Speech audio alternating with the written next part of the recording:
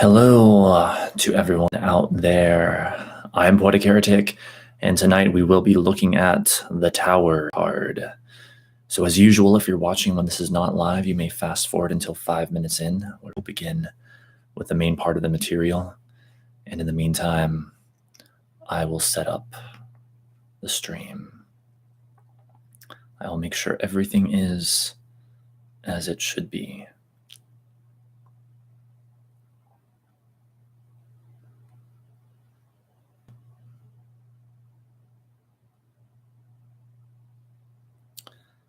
How do I sound? How do I sound? How do I sound? How do I sound? How do I sound? How do I sound? All right.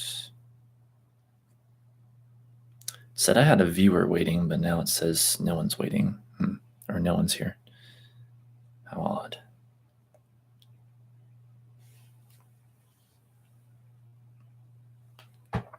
Then again, half the time the view counter on here isn't even accurate. I've learned over time, so who knows.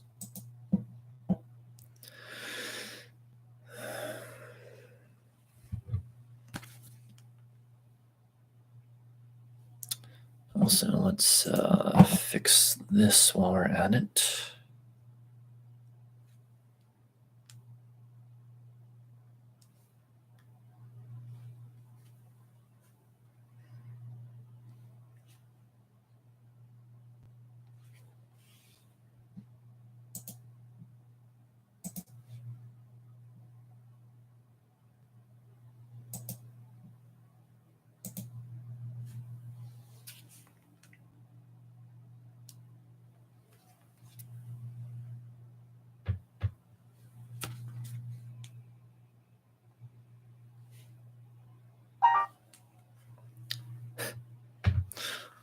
And that's my tablet that I am restarting. So it can be nice and efficient for us as we learn and study tonight. Hey, Connor. Welcome to the stream. Hope you're doing well. Also, I'm going to do a quick audio check on my computer as well, because I can. Wait, this will let me. Also, I'm going to do a quick audio check on my computer as well, because I can. Wait, this will let me. All right. As usual, we are sounding loud and clear these days. Loud and clear.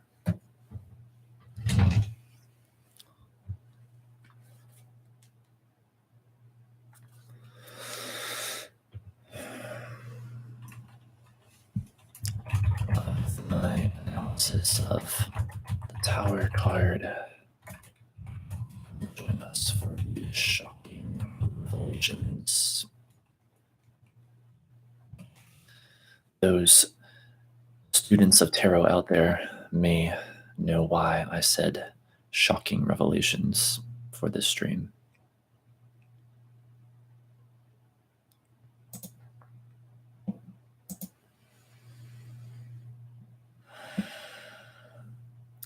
How's your day, lad?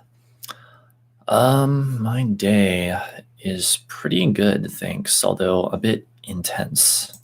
Kind of on edge for some reason tonight. I don't know why. Like, I woke up and I had my workout as usual and made all my preparations, but I didn't feel like working out, for one thing, which was weird. And I don't know. I'm doing well for the most part, just a little on edge. Like, everything just seems more stressful or something tonight, a little bit. Which is funny because we're talking about the Tower card. All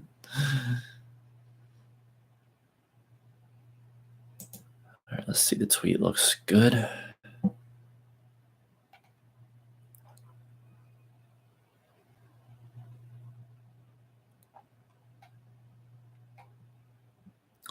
Also, I've been like kind of OCD as fuck so far tonight, and there are also these unanswered questions that keep plaguing my mind. So maybe we'll explore some of those tonight and find some answers to these mysterious quandaries. Hang on. We're almost 5 minutes in, so almost a full moon out. Yeah, I see that. Still got a little ways to go to the full moon, but we are almost there. All right, so I do see we are now 5 minutes in, so let us begin. So indeed, tonight we are analyzing the Tower card, both the Rider-Waite and the Crowley-Thoth versions, as usual. Have them right here. So, make a few preliminary remarks. First of all, I do not belong to any occult order or anything like that. I'm coming into all of this from a highly individualistic perspective. As always, these are all my thoughts and opinions, not that of anyone else's, and I reserve the right to have my own opinion and perspective on tarot, regardless of who may agree or disagree. As for the outline of the stream, first I'll be giving my interpretation of the card as it relates to human consciousness, especially in one's journey through life. And then we'll also go over how I interpret it in a spread reading. And after that, we'll look at additional interpretations and I'll analyze those. I'll also take your comments and questions on this material as we go along. And I also want to remind people that, as I always like to say, like, I'm not an expert on these cards at all. You know, I'm still learning. I'm just as much a student of this stuff as anyone else, though I have studied it for years at this point. So I have gained quite a bit of knowledge. But I also want to say, I thought of this earlier, I want to start reminding people of this, putting it in this way. I'm not here to tell anyone what to believe. We are having a discussion about these subjects, ideally. This is a discussion. We're trying to discover the truth together, or what might be the truth, at least together. And this is not my telling anyone what to believe. This is our trying to figure it out together. So I'll present my ideas. You can present yours if you want to, or you can just feel free to watch, you know, lurk in the stream if you want, whatever you want to do. It's totally cool, and it should be a lot of fun. So with all of that said, let's get going.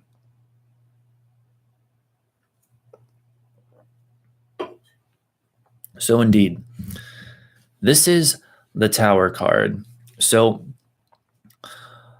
as for what this card means when it comes to one's journey through life and the experience of human consciousness, well, I tend to think of it as the point along one's path where everything changes, where there's some complete collapse, perhaps of one's belief system or of one's lifestyle or way of living, stuff like that. It's definitely going to talk about, both in a wider sense as well as when it comes up in readings, the possibility of very sudden life changes, you know, like including disaster, which so many people often talk about. So like if someone's, you know, house was destroyed in a fire or an earthquake or things of this nature, the Tower card talks about those kinds of dramatic experiences that just wreck everything that you're not expecting at all.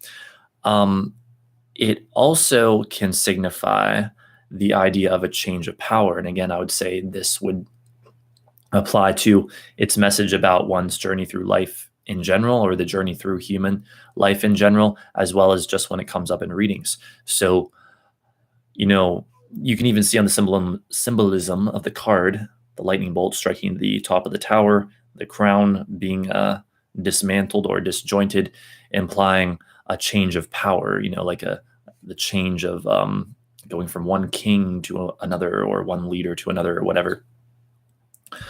Let's see what else. It also reminds me on that note of the idea of eclipses, essentially, because eclipses also talk about that kind of sudden change of power in astrology.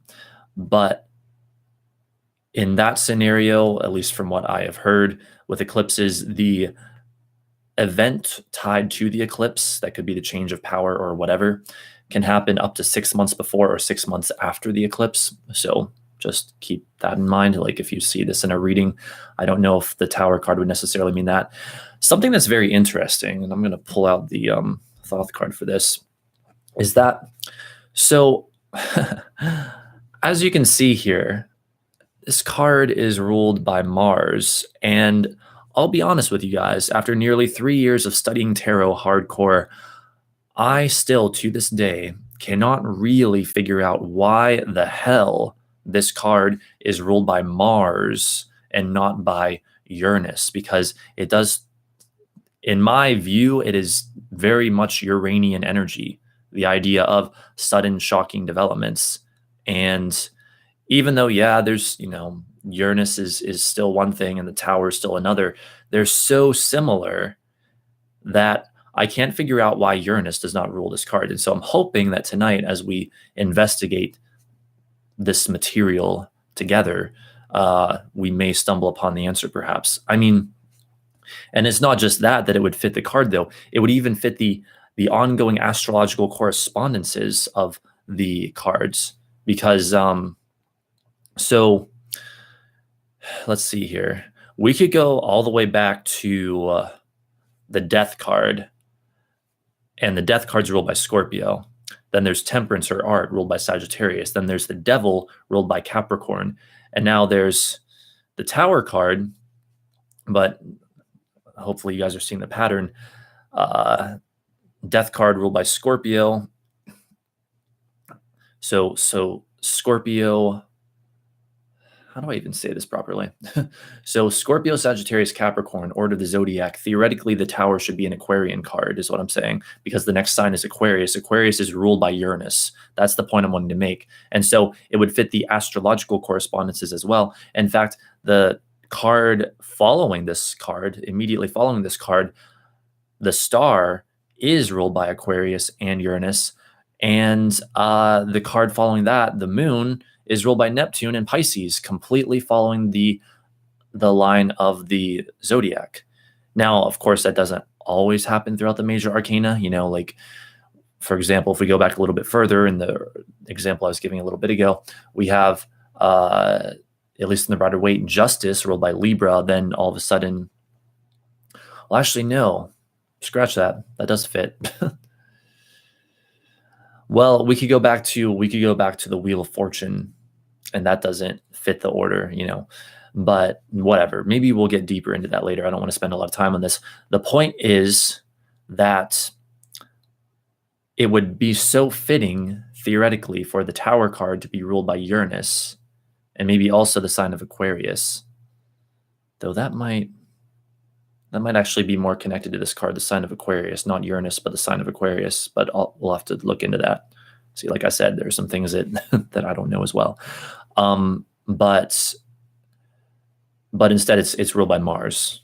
So I hope to find out why that is. It could be because maybe Mars is the warrior, and the Tower is indeed a very destructive sort of thing, and also maybe the idea of a change of power. So I can still see, here's the thing. I couldn't understand this when I first started studying tarot and came up with this question, but I can understand it now. I can still see, at least in a way, how Mars energy is also appropriate for this card, is connected for this card, or would be connected to this card. It's just that it still seems freaking Uranian to me. And so I don't know why that is, why they chose that, but hopefully we can figure it the hell out tonight. Or if not, then I guess it shall remain a mystery. So let's see. Now, as for when I get this card in a reading, because we've gone over the other connotations well enough. When I get this card in a reading, what do I tend to think of it as, or tend to think of it as meaning? Well, sudden, shocking, unexpected events, first of all. Sudden revelations and insights. This card doesn't always have to be about disaster. It can be about sudden insights, sudden realizations. It's like, ooh, an epiphany. Like, you finally see everything, like a eureka moment or an aha moment, perhaps even. Or even the idea of a sudden revelation coming from another source, like, especially if this was the outside force coming in. It's like, oh, someone gives you some kind of information that is extremely revelatory to you. That can happen. And of course, the classic idea of disaster is very much appropriate. The collapse, perhaps, of one's belief system, as I mentioned earlier, that sort of thing, complete collapse of the structure as one has experienced it to be, or at least has thought it to be. And then there's something new that's going to have to take its place, essentially. Um, Now, there's a number of other smaller meanings of which I don't have all of them memorized, but I do, I do have one memorized in particular, just because it's so strangely interesting to me, and that is that this card can sometimes indicate loud music. In fact, and it makes sense because what are so many speakers called? Like big loud speakers anyway, they're called tower speakers. And so you don't believe me? That's literally one of the definitions in one of the books that we'll be looking at tonight. Um, that's another potential indicator for this card, is simply the idea of loud music. But again, that's going to be one of the less common meanings. The main meaning of this card is the idea of disaster and sudden shocking changes, sudden shocking developments, and the collapse of belief systems and stuff like that. And also, I'd say sudden revelations. So, of course, we'll be looking, at the symbolism of both cards. As is usually the case, the Thoth version has its own unique and very powerful symbolism that differs from the Rider-Waite. We'll be looking at both as we go. So that's about it for my summary. I'm going to look at the chat for a bit and reply to that, and then we're going to dig into our first source material. Let's see. Did my ex's birth chart found out she was a beep word? Wow. Interesting. Nice, purely about the cards. Yes, questions purely about the cards, if that's what you're referring to. Wonder if Doc and Lumen will join. I see Lumen already, so we'll see if Ryan shows up. Comes falling down. Could that be like the ego? Good question, Connor. Yes. Yeah, basically. Yeah. Actually, I'm pretty sure from what I recall of what I've heard of this card, that is a huge aspect of this card. Thank you for bringing that up. Is the collapse of one's sense of reality as perceived through the ego. So like, we get or even one sense of self, especially that perhaps, we get our sense of self through the ego, and the ego is illusory. And at some point, because, I don't know, the nature of human life, you can't keep living a lie forever, I guess. At some point throughout your life, chances are that structure of your ego is going to collapse.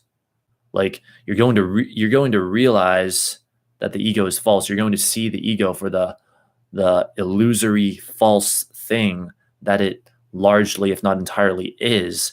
And that too, yes, can be a tower card event. And thank you for bringing that up, actually, because that wouldn't even just be when it comes up in readings. I think that is probably one of the things that this card is commenting on in one's journey through life, is the collapse of one ego. And perhaps even, maybe we can take that a step further. This is just a theory, but perhaps even the birthing of a new ego out of that. Because I don't honestly believe anyone who says that they have no ego or that they have completely dissolved their ego. I don't really believe that. I don't think that's possible within the framework of human consciousness and physical reality. Because if you destroy one ego, another one's just going to come up to take its place, because how could it not? How could we interact with physical reality otherwise? So, but we'll probably be getting more into that as we go, because I sense that that's going to be a significant part of this card too. Let's see. Hey guys. Hey Connor. Hey Lumen, aka Ginny. Happy Saturday night. One of these Saturday nights I'll have a date. LOL. Well, if it makes you feel any better, I can't even remember the last time I had a date. Like dates, what are those? What even is a date, honestly? Sounded mean. I meant like in a restaurant. LOL. I see. Because Aquarius is the star, and supposedly Venus was a comet, aka a star, and it hit whatever was in the Kuiper belt, and then Mars stopped it from hitting Earth and changed the planets' places and the comet, and hits main Venus. That's my opinion anyway. Wait, let me see here. Because Aquarius is the star, and supposedly Venus. Yeah, I mean, you're probably right. It's just that I mean, we see blendings in the tarot also though. Like I'm pretty sure that technically, geez, I'd have to look this up, but you know what? I'm not going to say it. We'll look it up later, and then I'll say I'll say it once I confirm it. But it's just that in the tarot we see repeat things like that. So what I'm saying is it would still, if this card was ruled by Uranus, it would still fit the ongoing astrological correspondence, and even if it was ruled by the sign of Aquarius, even though the star is also.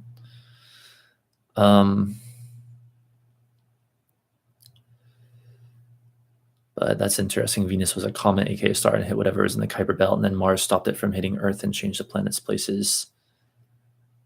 And the comet and hits me Venus. I feel like I've heard that somewhere before. Why don't you do a live stream about Bigfoot or missing people like the Missing 401? Just a thought. Thanks, Lori. The answer to that is that my modus operandi is to follow my highest excitement. And Bigfoot and missing people is pretty low down, pretty far down on the list of that which excites me. Whereas the live streams that I have been doing and am doing are basically the top of that list of what excites me. So that's why I won't do streams about that. If that ever changes, if that ever becomes like my highest excitement or like very high on my list of highest excitements, then I'll do a stream like that. But in the meantime, it is hardly representative of who I am. The idea of Bigfoot or missing people. It's interesting. It's interesting stuff, but it's not really that representative of who I am. That's why Mars is the warrior planet. It saved us. That's my opinion in regards to relating the cards. Yeah, it could be. Tarot is awesome. This is talking about Aquarius relating to the tower. That's my opinion on the connection Thunderbolts project. Yeah, okay, that's another issue.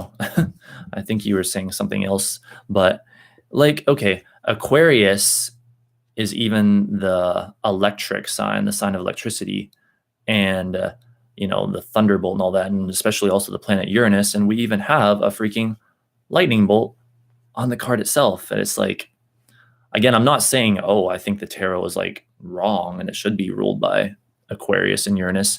I'm just saying it seems so fitting that it's almost shocking that it isn't like that. And I'm not even saying that Mars shouldn't be the rulership either, because many of these cards, at least according to the sources I've looked at over the years, I guess, are ruled by multiple planets. Like they're not ruled even by just one planet or even just one sign always. But that also seems to be something that I hear less of for some reason. All right, so that's the chat. Thanks for the active chat tonight, you guys. Very interesting stuff.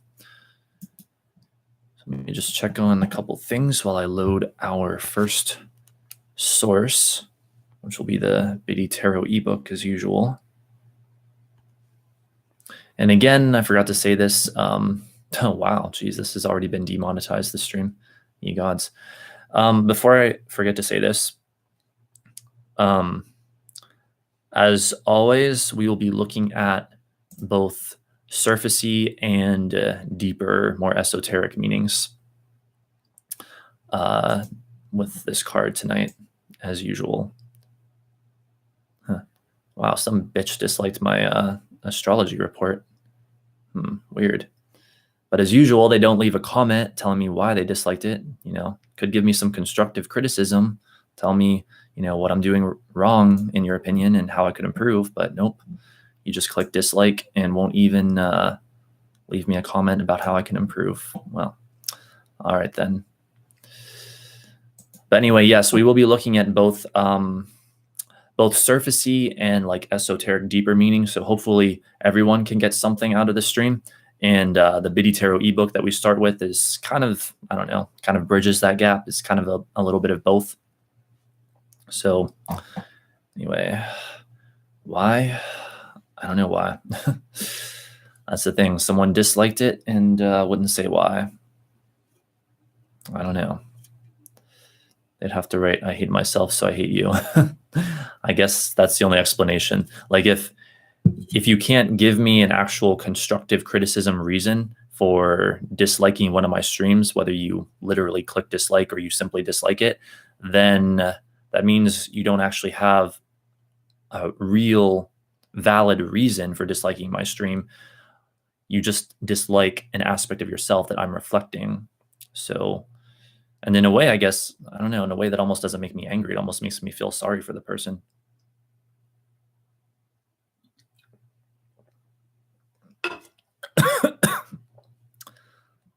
Oh, geez. Now I'm going to cough.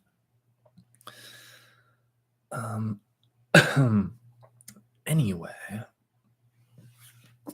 it's like I'm being sabotaged by the universe now. The universe is like, you will not talk badly about people. And I'm like, I will say whatever I want to say. Oh, why were my money's taken away? Yeah, I don't know. I guess, well, it's YouTube's algorithm, basically. Like, I don't know. It's weird. Like, I'm sorry, my freaking throat, dude. Like, certain keywords and stuff like that, whether it's in the title or I guess sometimes perhaps even in the video itself, like something will detect something that's said and they'll be like considered sensitive words or whatever, and YouTube will demonetize it. I mean, technically it's not fully demonetized. It just says like limited to no ads, which has happened before. And it's no big deal anyway, because I hardly make any money off of these live streams, except for when we do tarot readings for a donation and and whatnot. Like I barely make anything from ad revenue, so it's no big deal. I'm just, I was just like, oh, they demonetized it for some reason. It's like, how odd. So I feel like I was going to say something else, though. Hang on. Also, the book is loaded.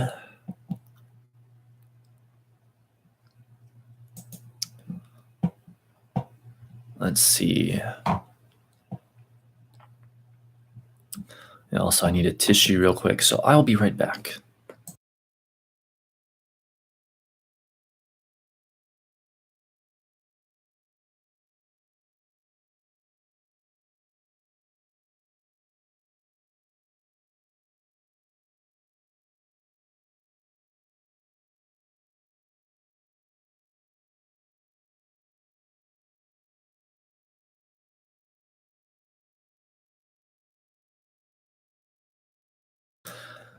All right, so let us continue. I think maybe what I was going to say is just that maybe the reason that someone disliked that stream was because I wasn't giving like a typical like oh, here's your forecast for each and every sign. I was giving the overall astrological weather or climate, even though it literally says like in the title current astrology, like it says nothing about like, oh, this is a reading for all signs or whatever. But anyway, it's really not that big of a deal. So let's begin our analysis of the Tower card. We'll be reviewing these interpretations and seeing what we think of them. All right, so the Tower. Description. Notice the tower has a black background signifying darkness. This time, the darkness and destruction is of a more physical nature as opposed to spiritual. Notice the lightning bolt is oriented left to right from the perspective of the card, from heaven to earth, from spirit to material. The divine fire disrupting and purifying. The crown is materialistic thought falling from the heights. The tower itself is our ambitions built upon false premises. Notice the people falling are both royal and common. The flames are actually the Hebrew yods. There are 22 flames representing, among other things, the 22 major arcana. The gray clouds are the clouds of misfortune that rain on everyone indiscriminately. The ruling planet of this card is Mars, and the rune is Awaz. If this card shows up, a good question to ask yourself is, what structures in my life are breaking up? Let me make the card easier to reach here. So you can see some of those symbols that I was just talking about here. I'll hold the card up.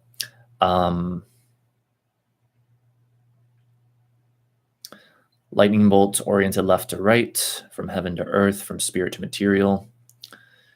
The crown is materialistic thought falling from the heights. The tower itself is our ambitions built upon false premises. Notice the people falling are both royal and common. The flames are actually the Hebrew yods. Yeah, isn't that interesting that the flames are Hebrew yods on the image of the tower? 22 flames representing 22 major arcana. All right. Actually, I think we'll keep this over here. Okay. I reckon in reverse, it could mean something like rebuilding a broken foundation. Thanks for pointing that out, Connor, because I forgot to even say, what do I interpret this card as reversed? Well, perhaps it could mean that, rebuilding a broken foundation, but how do I typically interpret this card when I get it reversed in a tarot reading? I think of it as the idea of usually avoiding disaster or even narrowly escaping disaster. In some cases, however, it could be an intense desire to avoid disaster where basically you're resisting disaster so much that the card is advising you in its reverse position to just like give in to the possibility of disaster, just surrender to the possibility of disaster, because when you resist disaster, you're that much more likely to bring it upon yourself, because what you resist persists, what you resist attracts, what you focus upon, you attract, basically speaking. All right, so let us continue. The lightning bolt breaks down existing forms in order to make room for new ones. In terms of consciousness, the lightning flash symbolizes a sudden, momentary glimpse of truth, a flash of inspiration which breaks down structures of ignorance and false reasoning. The falling figures correspond to the chained prisoners in the Devil card. They fall headfirst because the sudden influx of spiritual consciousness, represented by the lightning flash, completely upsets all our old notions about the relations between subconsciousness and self-consciousness. Wow, that's complex. We're going to have to reread that.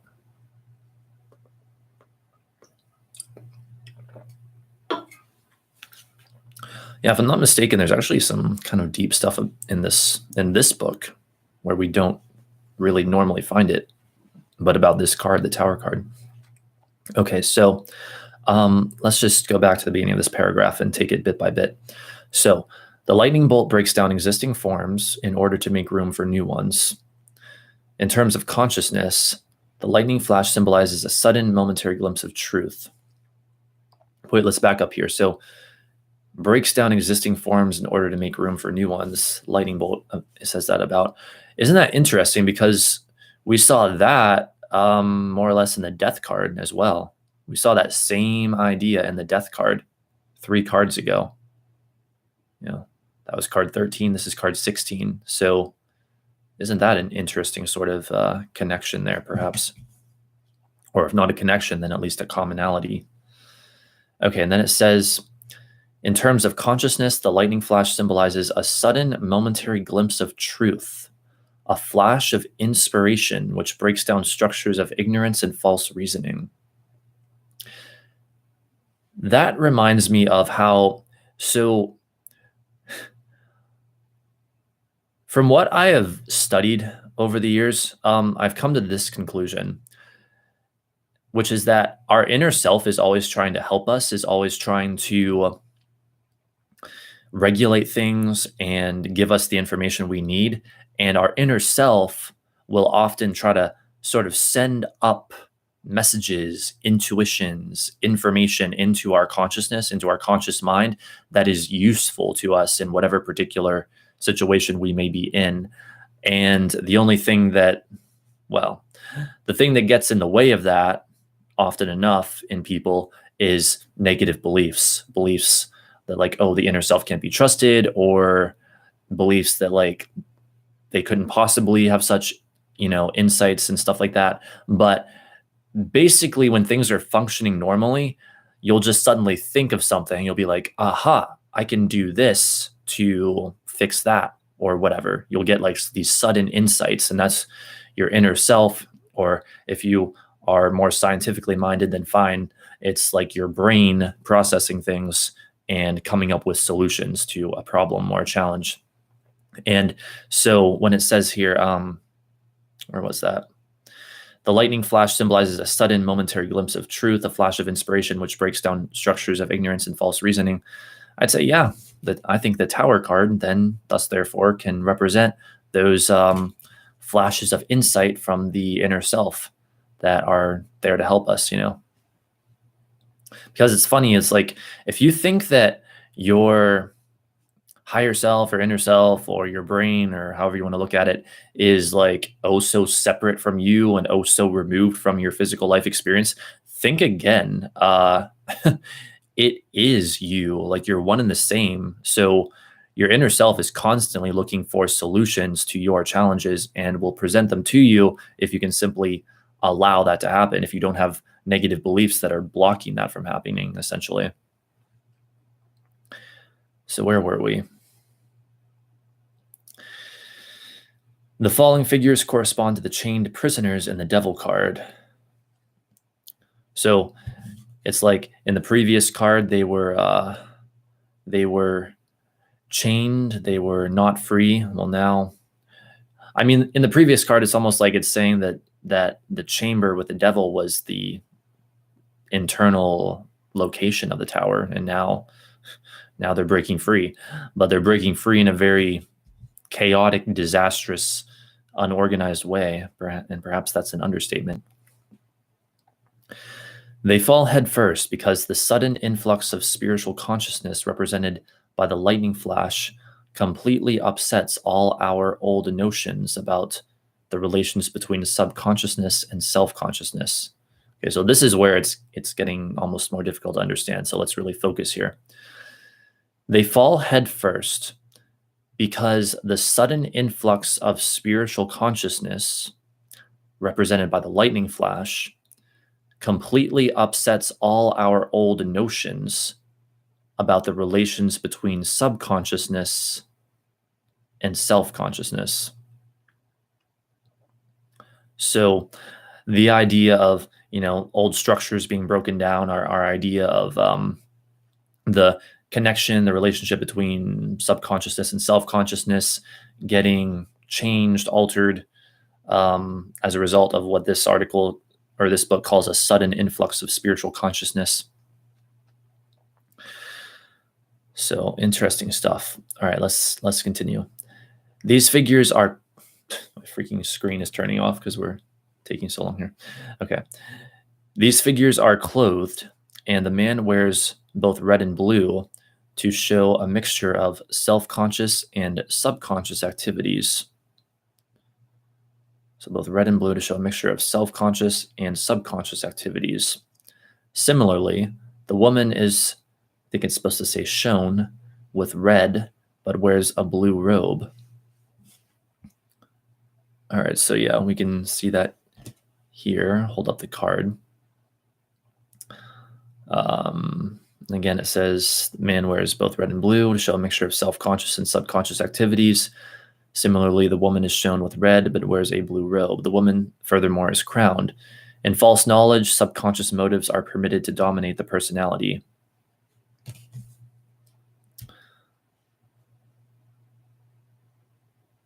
In false knowledge, subconscious motives are permitted to dominate the personality. It's an interesting way of putting it. Thus, people excuse themselves for unintelligent action by saying, I can't help it, that's the way I feel. Interesting. So it's like saying they don't actually think about what they are saying or doing.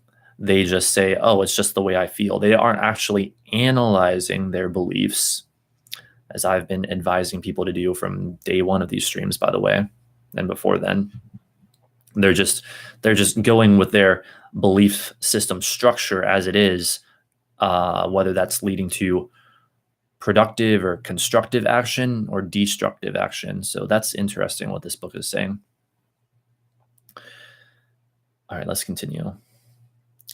This structure is reared on a lonely peak and suggests the fallacy of personal isolation, which is the basis of all false philosophy. Wow, this book, dude. So the structure is reared on a lonely peak and suggests the fallacy of personal isolation, which is the basis of all false philosophy. So in other words, it suggests the false belief of isolating oneself, or perhaps that would be a way of saying it, the false belief of personal isolation, which is the basis, this book is arguing, of all false philosophy. So, like, even I'm not completely sure what this book is, in fact, literally saying by that. But it almost seems like what it's saying, I guess my best guess would be that the idea of being isolated, the idea of we can be completely all right on our own and get all our needs met on our own is a false philosophy. And I agree. I don't know if that's in fact what it's saying, but if it is saying that, I agree, because there are entire schools of thought, whole like swaths of ideologies that basically say, oh, you don't need anyone else in order to be all right. You can be all right completely by yourself. They're like, oh, since you are the creator of your own reality, you don't actually need anyone else to do anything for you. You can do everything yourself. You can meet all your needs on your own, and it's total BS. And here's why. We as humans are social creatures, and we all have needs. We all have needs, including even the very basic needs of eating and sleeping and shelter, and being able to live in peace, essentially. And guess what?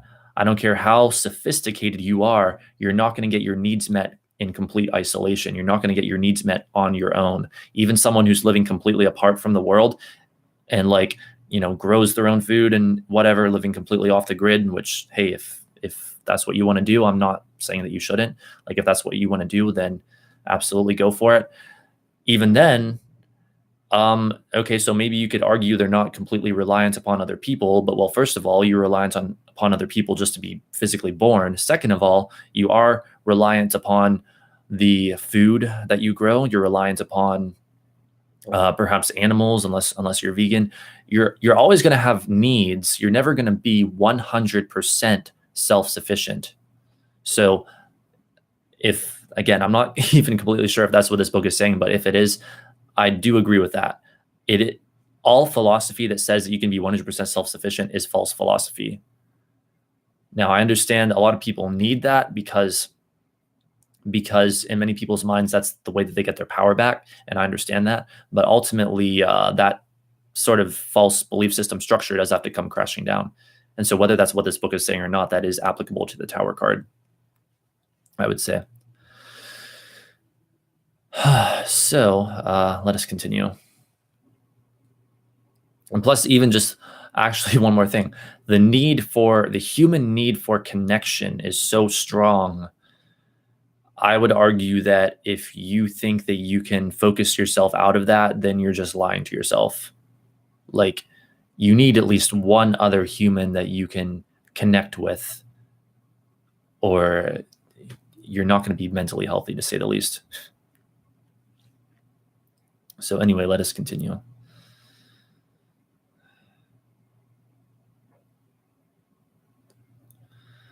Where the hell even were we? Hang on, I'm finding it. Make sure this doesn't turn off on us again. This picture corresponds to the second stage of spiritual enfoldment, wherein a series of sudden, fitful inspirations leads to the perception that the structure of knowledge built on the foundation of the fallacy of personal separateness is a tower of false science. Holy shit, this is getting so complex. All right, let's try to deconstruct this.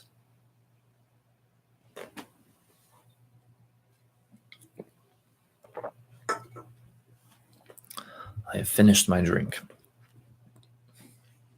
Okay, so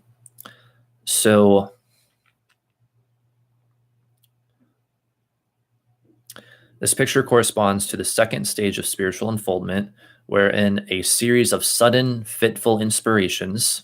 So, second stage of spiritual unfoldment, wherein a series of sudden, fitful inspirations leads to the perception that the structure of knowledge built on the foundation of the fallacy of personal separateness, more on that, is a tower of false science. Okay, so I don't know if that made any more sense when I read it the second time to you guys. It made more sense to me, but it does sound like more or less this book is talking about what I was just saying a little bit ago about the delusion or illusion of personal separateness being acceptable, basically.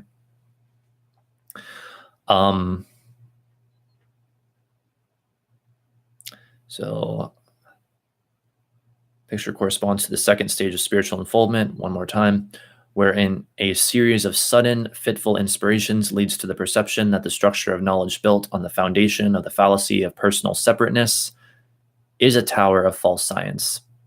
One more thing I want to say about that also is that even though I'm saying that, yes, you do need other people, you do have needs that have to be met by other people, that doesn't mean that you are powerless to get those needs met. Now, if you're new to this concept, you might have to stretch your mind a bit to understand this, but this is really important. So I would ask that those watching would try to comprehend this. So you need other people, yes, but you're also not powerless to manifest through thought and belief those situations where you get your needs met by other people. So it's like if you need, let me try to think of a good example.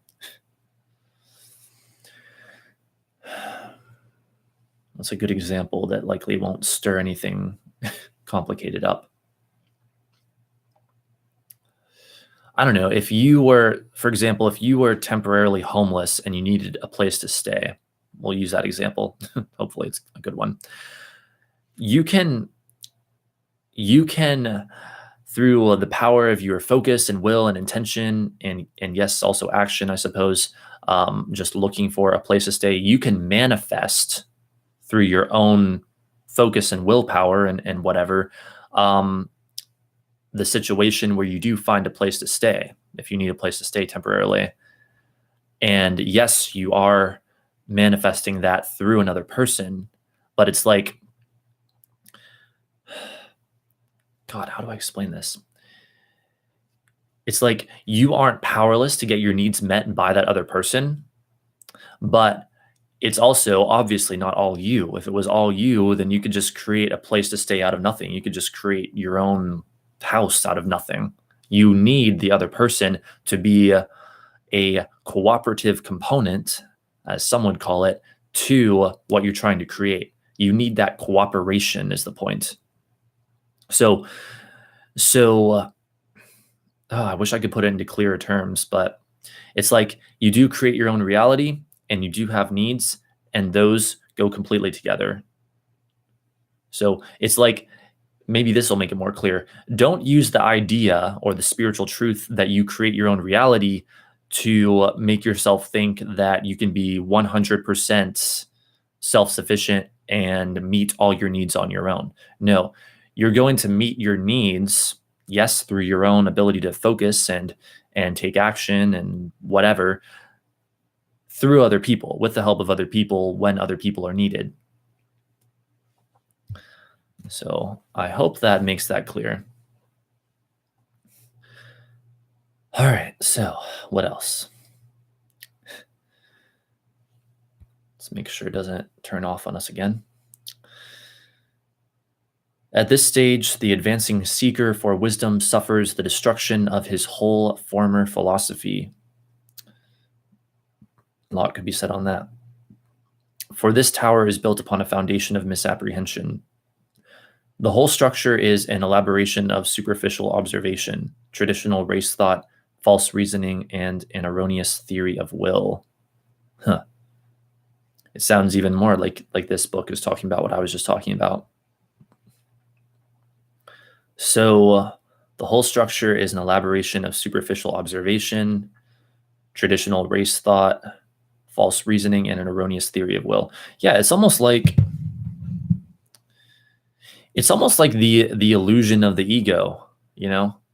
It's almost like the whole illusory structure that is the ego and or that the ego builds or builds. Did I say that properly? And at some point that has to come crashing down. So like Connor was saying earlier about the ego, it's a very good point. So was there anything else I wanted to say before we move on? I don't know. I think it's interesting how it says at this stage, the advancing seeker for wisdom suffers the destruction of his whole former philosophy, because I can tell you, if you get into spirituality, you are most likely going to have experiences where you will sooner or later suffer the destruction of a whole former philosophy, whether that had anything to do with the ego or not. I can tell you firsthand, getting into the spiritual world is a labyrinthine structure of lunacy at times.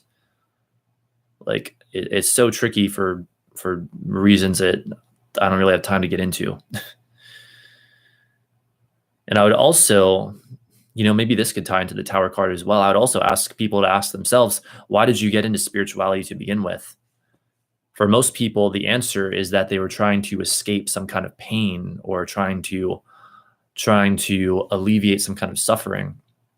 And so think about that for a moment.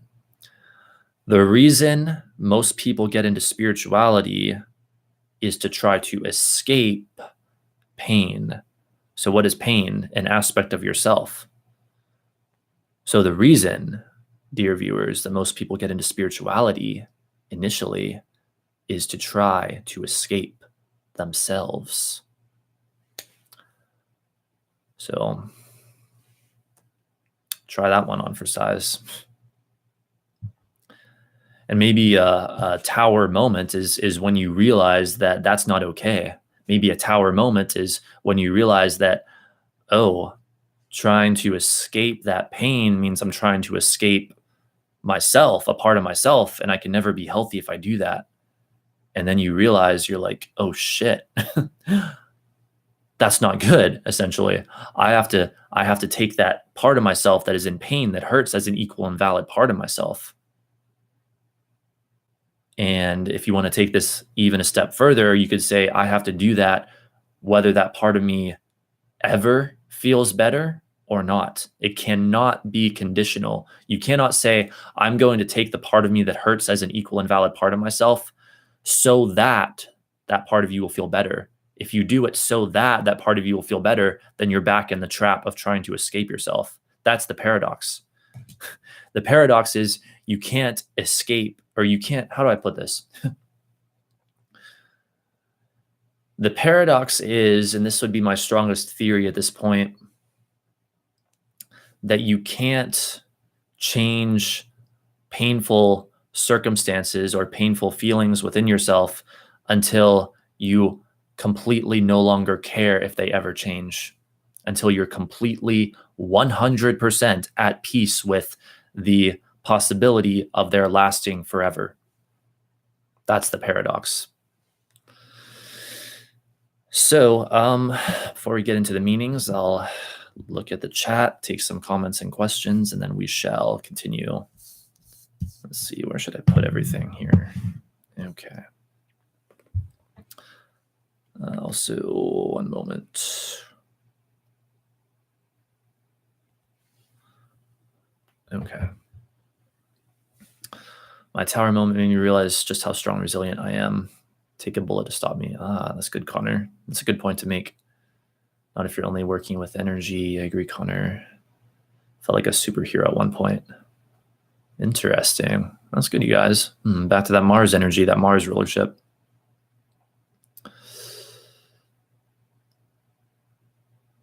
See, I'm just reading.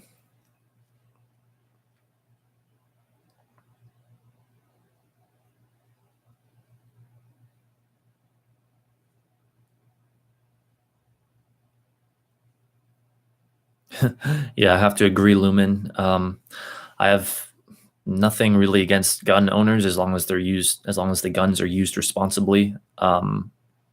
But I'm scared of guns. It's not like I grew up with them or anything. I guess a lot of people in this country. Yeah, they do kind of scare me. I'm not one to want to get involved with stuff like that. And interestingly enough, I'm not exactly making this argument, but I could say one could certainly make the argument that like believing that you have to like get guns and stuff like that to protect yourself is basically operating off of fear-based beliefs, is basically living in fear, which from a spiritual perspective can never be good for you. But I think it's more complicated than that, honestly. I think some people incarnate with very specific intentions to live specific kinds of lives. And so you can't just say, oh, someone's wrong because blah, blah, blah, Like, we're all here to do what we're all here to do. Let's see.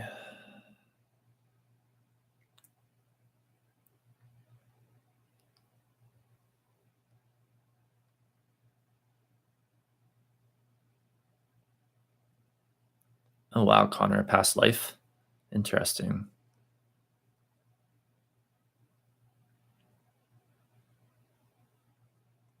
Oh my God, Jesus, that's scary. You got stabbed in the heart with a huge kitchen knife in 2014, had to have open heart surgery. Wow. Well, yeah, like Lumen said, I'm glad you're okay. Wow. That is intense. I can't imagine what that would be like. I'd be terrified of having open heart surgery for any reason. I'm glad that you're all right now. All right, so let us continue. Yeah, by the way, yeah, okay, this has to be said because this, in a weird way, this actually relates to the tower card. So sorry I'm live later than usual tonight doing this. What happened is on Friday, very early Friday morning, like the power got lost to a part of my house. I guess a fuse blew, but that's really strange because at the time, first of all, I was the only one awake. Second of all, I wasn't even running that much electricity. Like I didn't have my heater on, I didn't have the microwave on, though I did have them on a little bit before this happened. Like I just had like my TV and stuff on. Like I was using very little electricity, and all of a sudden everything just went black. But as a result of that, like I couldn't sleep very much because I always sleep with the fan on my air conditioner on to basically drown shit out. Otherwise, I can't sleep because of the freaking noise that I have to put up with around here. So I only got 4 hours of sleep the night before last, and as a result, like I was gonna try to get up really early today and stream early, but as a result of only getting 4 hours of sleep the previous night, I was so tired. I was so freaking tired. I could not get out of bed until I don't know, many hours had passed, and then I still had to do my workout and blah blah blah, and it ended up being hours before I could go live. So I apologize for that. But the reason I'm saying in a weird way it relates to the tower card is because the tower card's all about those sudden, shocking developments, those sudden moments, things that take you completely off guard. And so I think it's very funny and interesting that literally one day and before we analyze the tower card, I had basically a tower card experience where, I'm just sitting there in my room, I was about to go to bed, it was the end of the night, watching some YouTube, and all of a sudden everything shuts off. And I reach for my phone. I'm like, holy fuck. I reach for my phone, get the flashlight app out. I'm like, thank the gods there's an app for this. And yeah, didn't get much sleep because of that. So I apologize, but what can we do? We just have to make the best of these things. So anyway, yes, let us continue in just a moment here.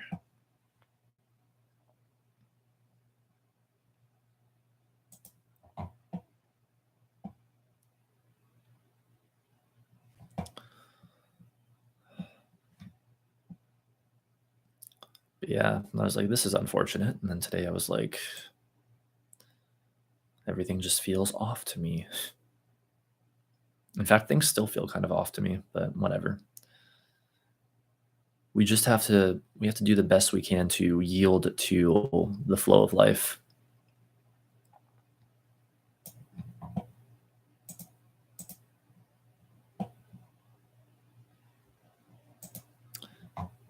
So please bear with me, you guys. Okay.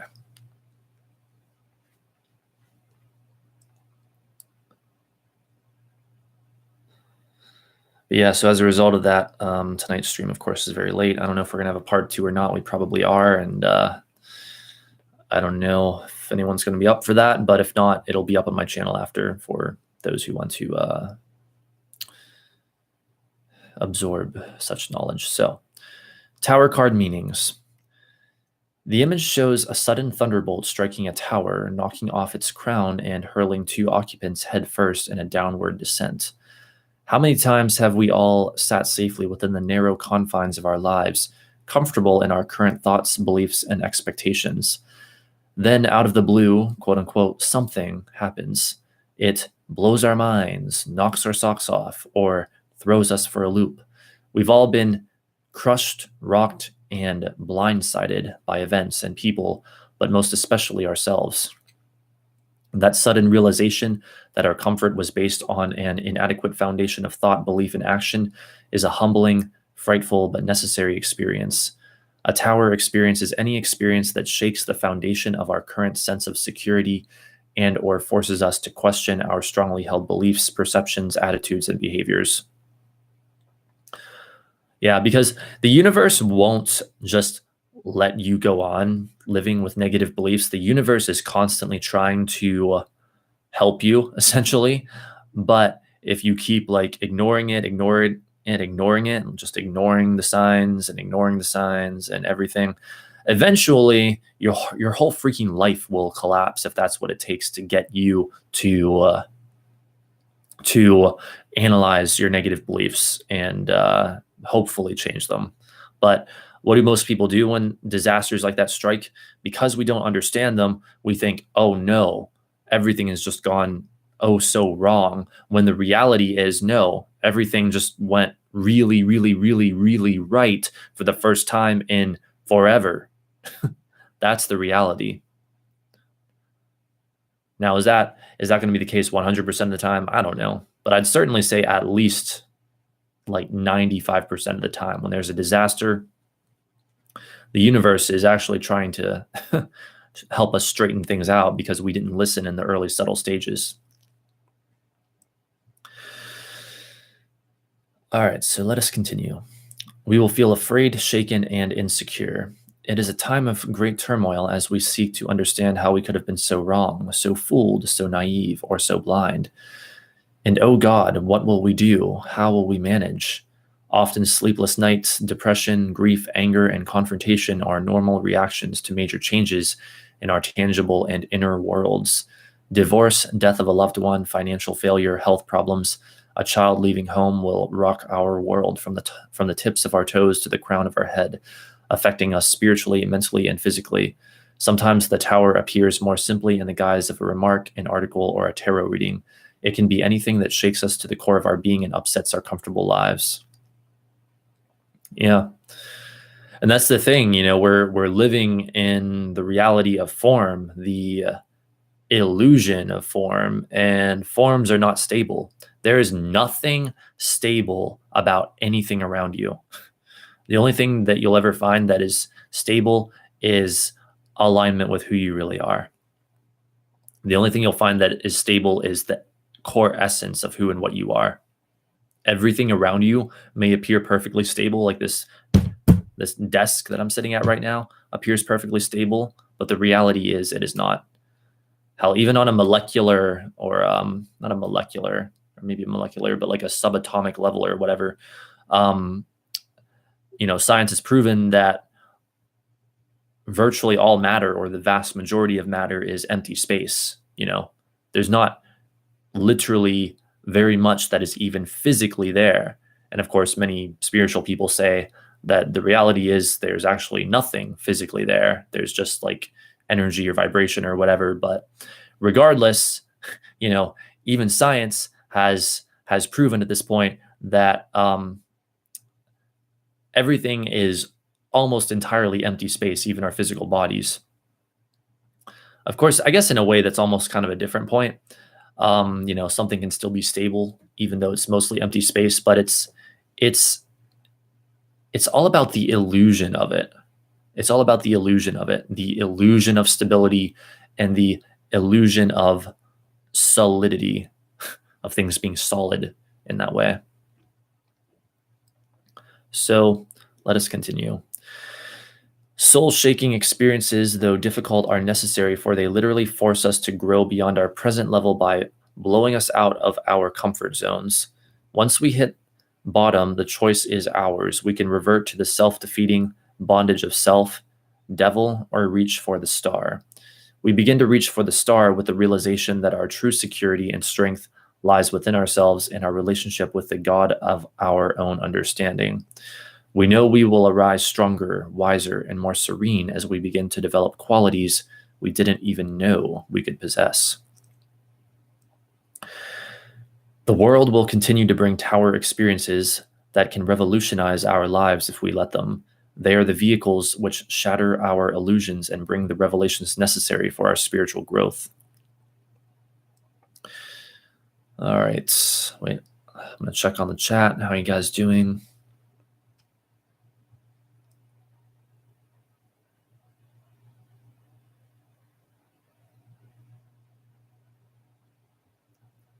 Just reading, let's see.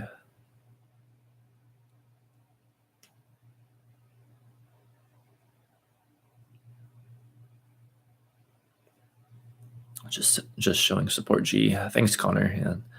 Yeah, thanks to all of you. Connor, Lumen, Jesus. Thank you guys.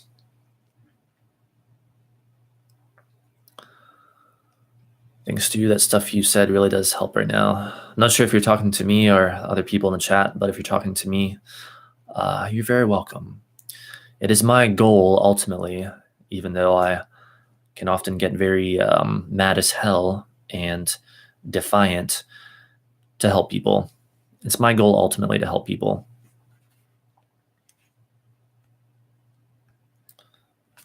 As well as simply to just do what excites me. All right, so let us continue. Crisis. You need to revolutionize an important aspect of your situation. You may feel so desperate that you are willing to upset everything and everyone to end your crisis. Volatile or nervous energy may be released suddenly. The Tower is an unsettling card. Fire, lightning, falling on jagged rocks definitely looks like trouble. Card 16 will not be welcomed by those who dislike change. It represents a sudden, dramatic upheaval or reversal in fortune. Most of the time, change is gradual, giving us time to adapt, but sometimes it is quick and explosive. This is the action of the Tower. The funny thing is, also, though, like, if we can come to a broader realization, and I guess I've always been pretty good at this for some reason, I don't know how or why, but if we can come to the broader realization that ultimately our lives are, they're just experiences. I mean, it's almost like playing a video game, it's just an ongoing experience. Like, nothing that you accomplish in this life will you be able to take with you once this life is complete and you move into the non-physical realms. Like, if you can step back far enough and see things like that, then when there are sudden disasters or things that people would normally think of as disasters, they don't have to have such a strong emotional charge to them. Like, one thing in particular that comes to my mind is I remember one time when I was like I was 20, I think, and my computer at the time stopped working, which I used for so many things, back then, especially like smartphones were barely becoming a thing. And so I used it a lot, and all of a sudden it stopped working at one point, and I was basically just like, okay. And keep in mind, all right, like I've had to live a life on computers for years and years. I know a thing or two about computers. I know a thing or two about how to fix them if they have issues. Well, this was beyond my abilities. I think it basically got a bunch of, I don't know, got a virus or a bunch of viruses at once. I'm not even sure how it made it past my computer's defenses, but whatever. That's not the point. The point is, when this happened and I couldn't use my computer anymore at that time and didn't have money to buy a new one, I was basically just like, yeah, okay, this will be interesting. It's like a part of me literally looks forward to the new experience that must result from the so-called destruction or whatever of the event, and that's literally how I experienced that. And by the way, when you can take that kind of attitude about it, you simply launch a new desire for an improvement, and then when you're not resisting it by being in that state of despair, but instead you're like, okay, I'm, whatever about this. When you're not bothered by it anymore, you're in a state where you can let in the improvement that you've asked for. And I'll have you guys know that just, I think it was like 5-6 months later, by a chance encounter with someone, I told them that, oh yeah, my computer, it hasn't been working. I've had to use my old crappy laptop, which is really slow and whatnot. And this person happened to know a lot about computers, and they're like, hey, I could take a look at it for you if you want. And so I let them do that, and within a matter of days, my computer was fixed. And believe me, it seemed completely, beyond repair at that point. And I didn't even have to try. Like literally, someone just came into my life and fixed my computer for me because I was not resisting the so-called disaster. That's the point I'm making. Also, hey, thanks for the donation, Jesus. I really appreciate that. You don't have to do that. Never feel like you have to donate, but at the same time, I appreciate that. That helps me out a lot. Then actually, I think that means I just crossed my payment threshold. In fact, so I'll be getting paid, next month most likely. So that's the point I'm wanting to make. Like if we can step back far enough, we can actually realize when there's an apparent disaster in our lives that it doesn't have to be so bad. Now, obviously, that's going to be easier in some situations than others. Like if there's a death in the family or something like that, that's not going to be an easy situation to just be like, oh yeah, I'm fine. In fact, you really shouldn't be feeling like you're fine if there's a death in your family, by the way. Like if you were even the tiniest bit close with that person, you should be feeling pain. But I'm just saying that like, oh, if your computer, suddenly stops working, like happened to me, well, if you have a broad enough perspective on things, you can literally be barely affected by that, if at all. In fact, I was literally looking forward to the adventure of the new as a result of that. And that's also even, I will admit, what happened when that fuse blew, I guess, the other morning. I was like, oh, well, this will be interesting, like I have to use my phone the flashlight on my phone to see everything now, but this is, this is interesting. It's an interesting adventure. So cool. Hopefully you can get those sound panels you need. Yes. Thank you, Jesus. Actually, as a result of the money I made the last time I did a live tarot reading stream, I was able to order some of those. They're going to be here tomorrow. I'm going to get them set up in here. I'm really excited, but yeah, I'm going to get more of them too at some point. But we'll see what happens. Like, I don't know. There's so many things I could get that would improve the quality of my live streams that I'm not entirely sure like what to get yet. Plus there are a couple like things for myself, I guess I want to get, but, well, just so you guys know, the way it works is donations through Super Chat. I don't get those until YouTube pays me, which is basically always the following month. So by then I might have the sound panels, all the sound panels I need, like more of them. That'll improve the quality of these streams. Like I don't know yet, but rest assured it'll be put to good use. So, but yeah, thanks so much again, Jesus. You don't have to do that, but thank you. Like that does help a lot. So, let us continue here.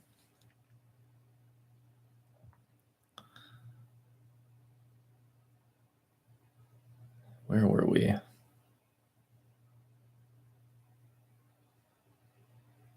Okay.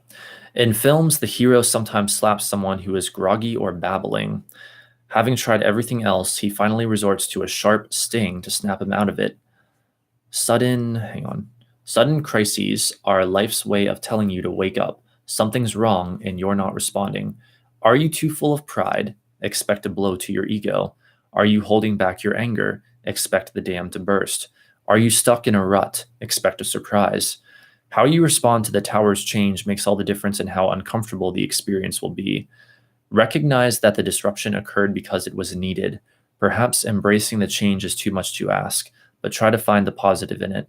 In fact, you may feel tremendous release that you have finally been forced in a new direction. You may have a burst of insight about your situation and reach a new level of understanding about it. So, another thing this brings to mind, a good example for a tower card experience, let us observe them again here briefly, is that so many people, because I guess of a misunderstanding of how the universe works, the pattern they fall into is many people end up working jobs that they hate. That's a common thing you hear people complaining about. They'll be like, oh, I hate my job, but I have to do it because I need the money. And so first of all, I understand that, and I'm not saying in any way that you shouldn't do that if that's the path of least resistance for you. But what I am saying is that if you want to know how the structure of the universe works to the best of my ability to understand it, at least, well, here's what will happen. If you keep doing a job you hate and a job you hate and a job you hate day after day, week after week, month after month, year after year, and you keep asking for an improvement vibrationally, like you're not happy just by being unhappy with what you're doing, you're asking for an improvement. Well, if you don't eventually find a job that you like, or just, I don't know, another way of making money that you like or whatever, eventually the universe is going to do whatever it takes to like tear that job away from you. I'm trying to think of the right word, like wreck your whole work reality, because the universe is not like, the universe doesn't really take no for an answer. The universe says, if you want something really, really, really badly, even if you're in resistance to it, if your desire becomes powerful enough, the universe is going to make sure you get that thing that you want, even if you don't like the process that it takes in getting it. And so you often hear a lot of people say, or at least I've heard a lot of people say, that like, oh, they lost their job, but it ended up leading to so many better things. That's why, because the universe is literally trying to get to you the things that you say that you want. So again, my message is not to go out and quit your job that you hate tomorrow. That's not what I'm saying here. If it's your path of least resistance, then by all means, continue to work that job. I'm just saying that ideally, eventually, we would all find a job or a career or whatever that we enjoy doing, so that the universe does not have to wreck everything in order to get us what we want. Things don't have to get so crazy if we just cooperate essentially with the path of our joy. And again, how do you do that? You follow your highest excitement, as I am always advising. You do what brings you joy as often as you can to the best of your ability, with zero expectation on what you think the outcome ought to be. And you trust in that. That's my advice. It's worked for me. I mean, my life is by no means perfect right now, but it just keeps getting better and better, basically. So it's working for me, and it's worked for other people. I'm sure it can work for anyone. So I hope I made that clear. It's kind of funny. It reminds me of that person earlier who asked, why don't I do streams about Bigfoot or missing people or whatever. I'm not really sure where you would even get the idea that I would do streams about that. Is it perhaps because my old videos on this channel used to be about the paranormal? Well, I haven't done a video or a stream about the paranormal in months, So, I mean, I appreciate the suggestion. Don't get me wrong. It's just, I don't know, if I haven't done it in months, what makes you think I'm going to be oh so interested in doing it now? But then again, maybe, I don't know.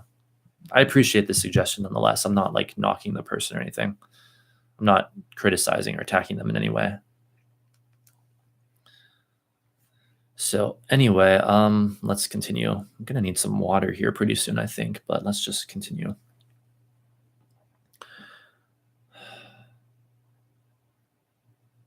Where the hell even were we?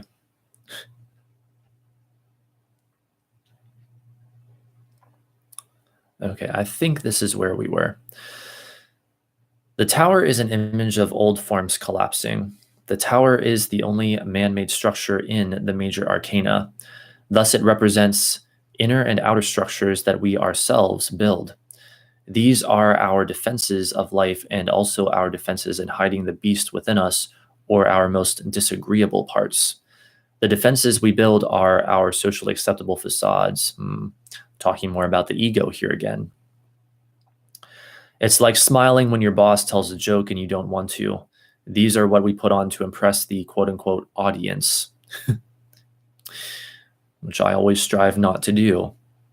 I strive not to try to impress anyone. I strive to be as authentic as I possibly can. It can be like disguising our sexual feeling or things that we want to hide from the world. We may even hide it from ourselves. Yeah, this is basically talking about being inauthentic and the inauthenticity inherent in over-identification with the ego. Now, that's also not to say that the ego is necessarily entirely bad, because it does have its positive attributes, as we saw earlier in the tarot. It's just, you become over-identified with it, you're going to be inauthentic, basically. Hang on, let me check on the chat here between paragraphs.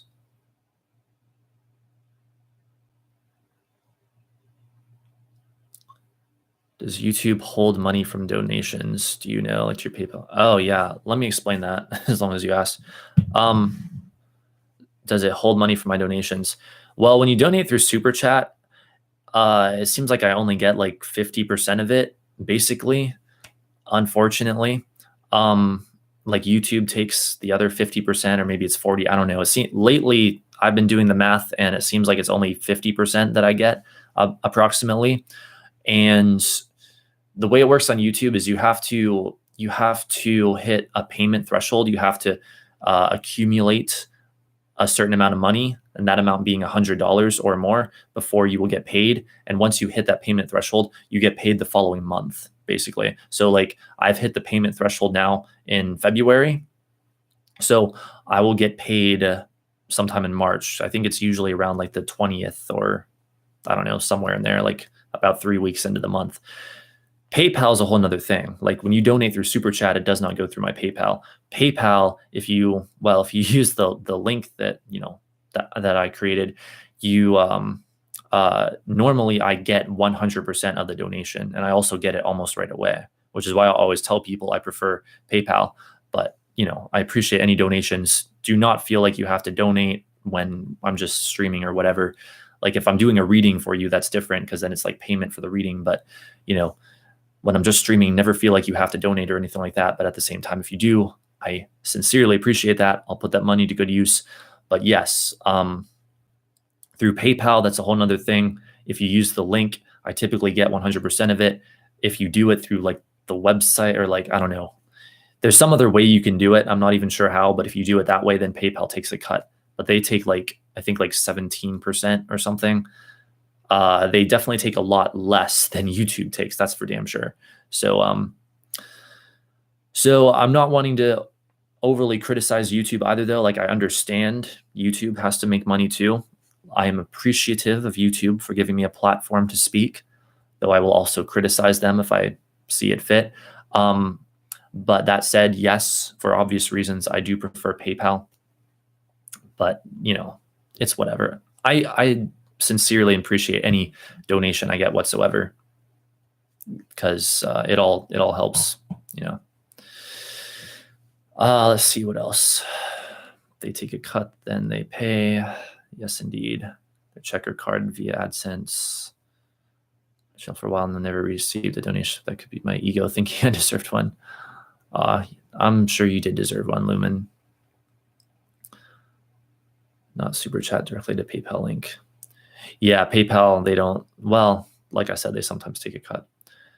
It's sad that small creators get screwed. Yeah, I suppose so. Lucky for, I guess in a way I'm lucky I even have super chat. I'm lucky I was able to hit the threshold that qualifies me for that, because it's really hard. It's really hard to get into the YouTube partner program these days and get your channel monetized. It is really hard.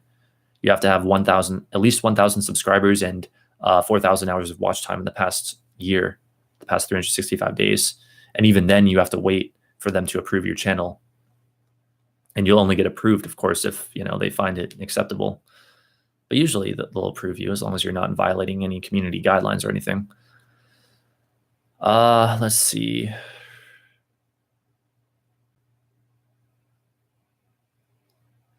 Wait.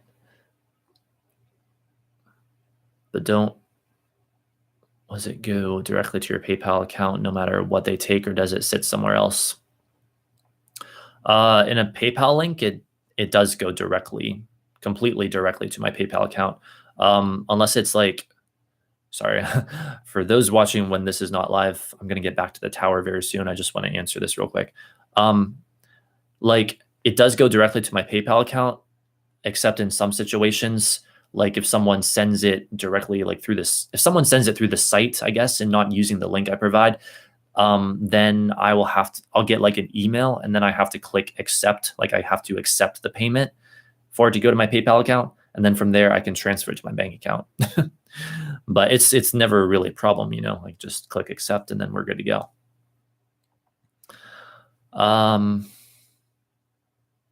Just curious, thanks. No problem.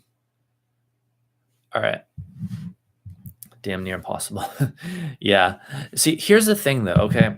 Like, seriously, everyone out there listening to this now and when this is not live, if you're gonna do YouTube, as I always advise, do it only because it's your highest excitement. Or if you're gonna, how do I put this? Only do YouTube if it excites you. So maybe it's not your highest excitement, but it still excites you. Okay, then do it more as kind of like a hobby. Or maybe it is your highest excitement. Then you can do it as sort of your main focus, or even like, I don't know, try to make it like a job out of it. I don't know. I'm not even coming at it from that angle. I don't really give a fuck, honestly. I'm just here to do what excites me. And if it turns into a job or something, then whatever. But for those who think, oh, you can do YouTube as a job, don't do that unless it's your highest excitement, because it is hard. It is really, really hard to get into the YouTube partner program. Like, if you don't have a passion for it, a real passion for it, then you're going to stop. Like, if you're not, sudden insights and revelations, right?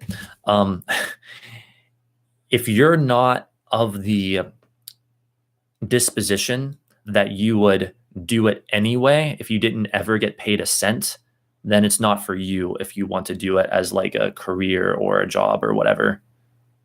And that's my position. Like, notice I was streaming for months before I even started making money from these streams. And even now, it's not like I make enough to live off of or anything, though I'm deeply appreciative, again, of donations and the ad revenue and whatever.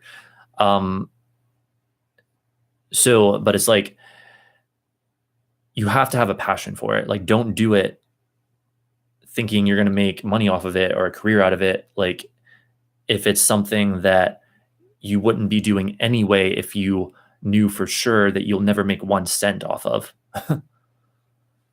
So Hope that makes sense. Gonna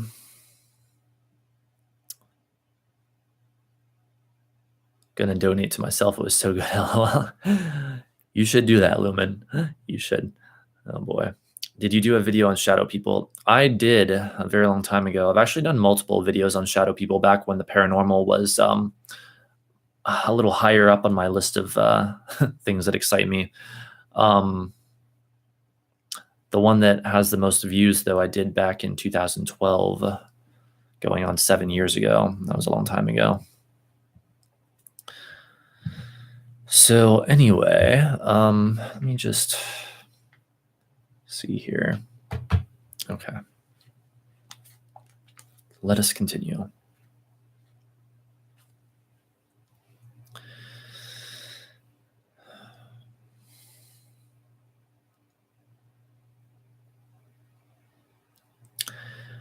This is the breaking down of structures, and how you handle it depends on your attitudes. So it can be painful and difficult or easy. You must ask yourself where you are bound by a false image. Breaking through this pretense can cause a great deal of anguish. The tower, quote unquote, will fall merely because you have reached your limits in this area and can no longer live with it. Interesting. On another note, when I was describing a little bit ago how the universe will break you out of an unwanted situation if you don't break yourself out of it first. When I first heard that concept, by the way, it was presented as like, oh, you know, try to break yourself out first so you don't have to let that happen or whatever. Try to, you know, find your freedom first. I thought to myself, damn, I'm actually glad. Let the universe break me out of a crazy unwanted situation. I'm like, I'm all for it. You know, fuck it. Freedom is what I want. But I don't know, we seem to be breaking free these days. Did like 2 tarots, found some interesting things out, clarify my situation a bit. Ah, glad to hear that, Connor. The tarot is great for that, needless to say, isn't it? Hello, Ryan. Welcome to the stream. Hope you're having a good night. We are studying the Tower card, as you can probably see. All right, so let us resume. An awakening. It is a truth and honesty card, which comes as a bolt of lightning to the seeker.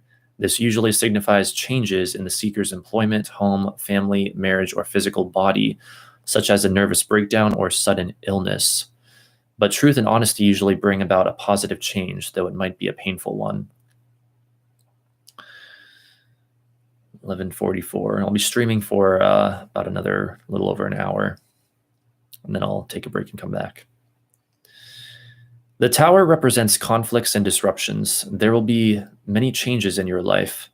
A good situation may be replaced with one that is bad. On the other hand, a bad situation may come to an end. You will be concerned about the lack of business or money and may begin to feel that you have made a mistake, but you will try to take a positive point of view and wait for the final verdict. Your relatives will be worried about an impending action. This could be a court action, and what the outcome will be. Just says in parentheses, this could be a court action. The tower follows the card of the devil and represents the breaking of his bonds. The tower can be seen as a place of imprisonment and illusion, and the destruction of this edifice paves the way to an experience of freedom in our lives. In addition, the tower can signify our ego and the illusion of considering ourselves, quote unquote, above others. When the tower of deception, ego, and illusion is destroyed, we are free to face truth and reality without the trappings of false attachments. Wow, that's an important sentence to understand. So,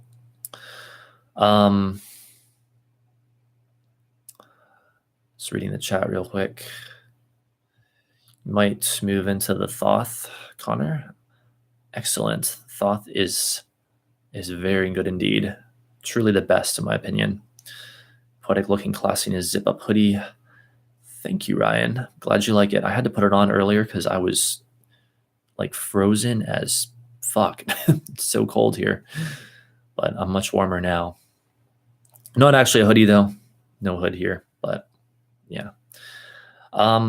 So let's read that sentence again though, because this is really important. So it says, when the tower of deception, ego, and illusion is destroyed, We are freed to face truth and reality without the trappings of false attachments. So that's kind of going back to what we were saying earlier about the ego and the illusion of the ego that the Tower card represents, symbolizes. So we don't need to go back deep into that, but yes, that sort of puts that in another way. The sudden destruction of the Tower represents the immediacy of change and the often disorienting effects of that change. However, in order to become free and empowered human beings, we must be willing to accept the trials of personal transformation and accept even radical disruptions of the quote-unquote status quo. Wait, let's read that again, try to comprehend that. So in order to become free and empowered human beings, we must be willing to accept the trials of personal transformation and accept even radical disruptions of the status quo. It's an interesting perspective because, like, I do agree, but at the same time, in my own personal life, I'm all for following the path of least resistance. And I don't know, like, I'm not saying that you don't have to have disasters potentially in your life to get you on your way, but I don't know, my own personal experience, following the path of least resistance has been most advantageous. So, because I think what we have a lot of times also, it's interesting, we have two extremes. We have either people that are wanting to avoid disaster at all costs, and then at the other side, we have people that are like way too consumed by the illusion of hard work and struggle. And it's actually that endless hard work and struggle that's holding them apart from everything they want. And so you can't be too complacent, nor should you be like slave driving yourself all the time. There has to be a give and take. I don't want to use the word balance because that's misleading, but there has to be like a rest and refueling where you take it easy, and then there has to be your more intensive activity. At least that would be my advice and what I do in my life. Like for me, these streams, again, are my highest excitement. They also take a considerable amount of energy. And so this would be like me in my much more active state, generally speaking. Whereas like on non-streaming days, or just even when I'm not live, or not working out, or I don't know, getting ready to go live, I'm much more in a resting and refueling stage most of the time. So it's important to have both of those, I think. Second, that Poetic, I did 2 readings with it. They were bad, but it's an amazing deck. Yeah, it is an amazing deck. And I know what you mean, Connor. I know what you mean. I am still getting the hang of the Thoth deck. I've been practicing with it virtually every day, and I'm getting better with it, but it is very tricky to get the hang of. It's completely different energy, honestly. It's like a whole different ball game, even though it's literally, correspondent to the Rider-Waite, as you know.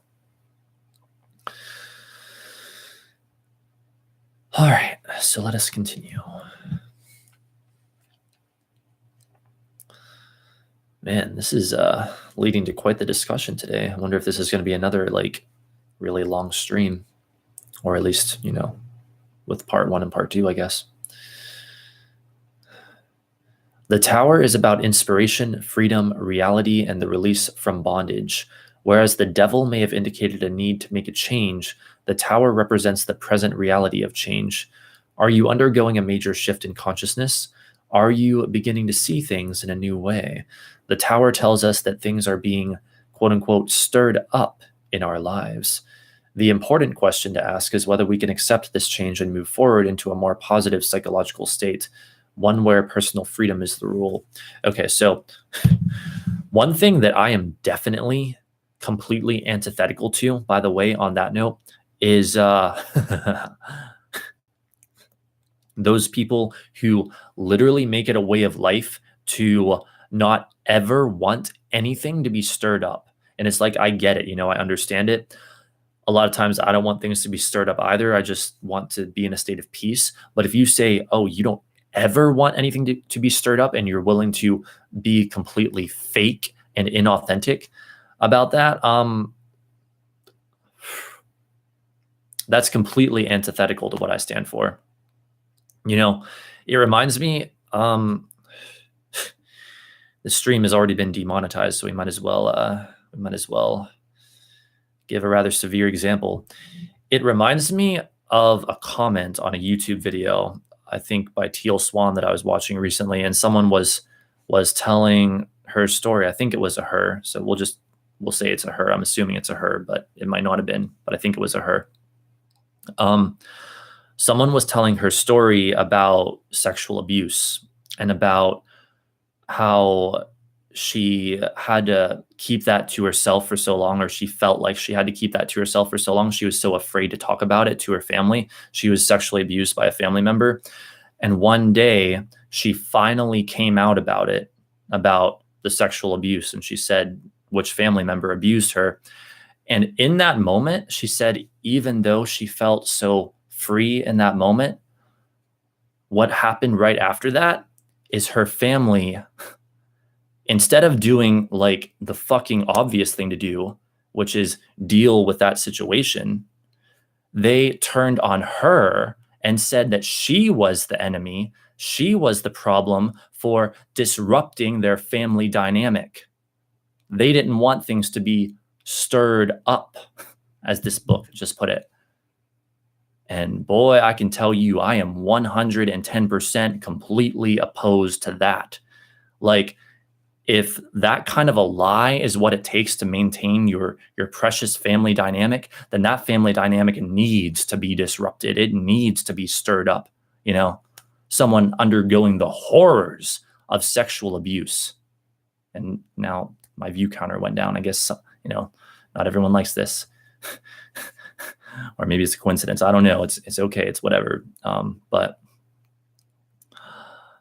someone undergoing that kind of trauma needs to be heard. They need to be comforted. They need the therapy and the support system for that they will need to like recover from that, hopefully heal from that.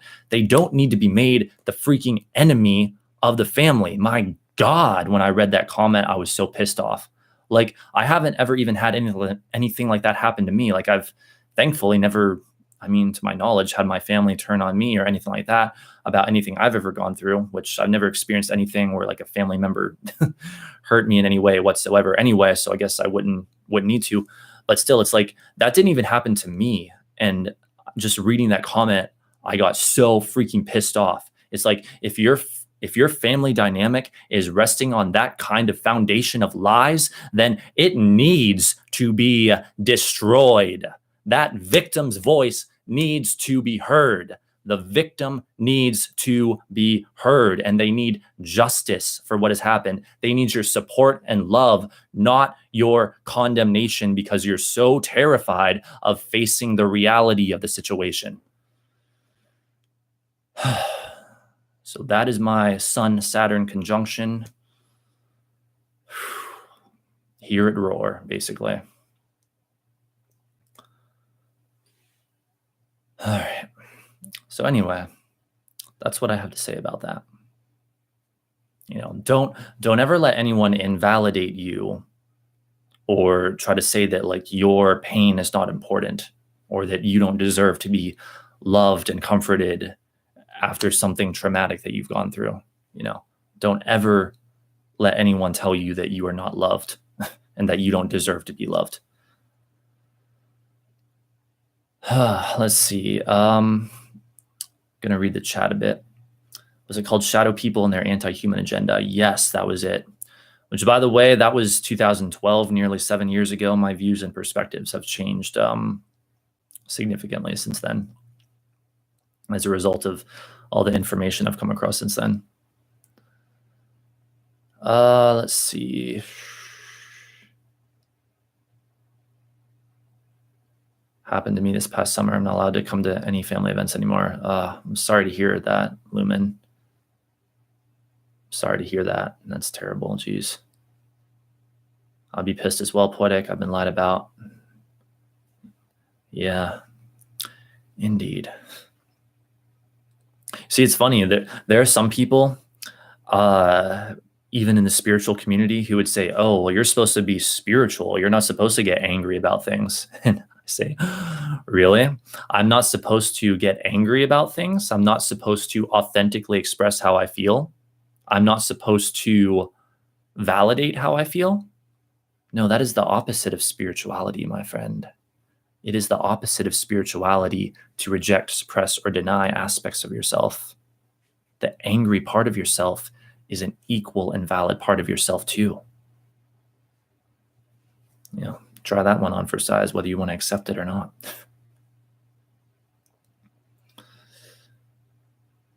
Let's see.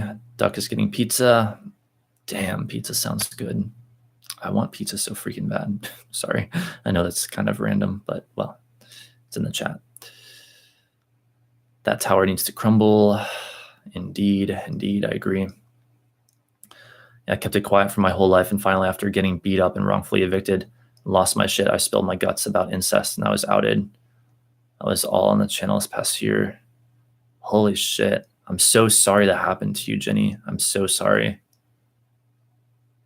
Yeah, it's completely unfair. Like, you are not the enemy. If anyone's the enemy, it's the abuser. I mean, for fuck's sakes. Jeez. It's amazing the lengths that people will go to, to not have to face themselves or face the truth, or even it, like, literally people become so afraid to face themselves and do the right thing. They become so afraid to face the pain of that reality that it makes them completely inhuman. They lose their humanity. A person who has not lost their humanity is going to be caring and loving and kind and understanding to someone and soothing to someone who has gone through any kind of pain or trauma. But because they don't want their precious family dynamic to be ruined, they won't do that. It's amazing. That's a tower ego structure that needs to crumble if I've ever seen one. My God. Oh boy. Okay, let's see. Because no one cared. Move me. I got special powers. LO, so I guess it's worth it. Care to love me during. It's okay. I liked my superpower. Or I like my superpower. Well, I guess at least something positive came out of it then, but still, my God. Got to meet you guys and really like it here. Thanks, Lumen. Glad that you like it here, and it's been nice to get to know you over these streams. Thanks for saying that's really nice to hear. Got to be pretty evil to do something so monstrous anyway. Yeah.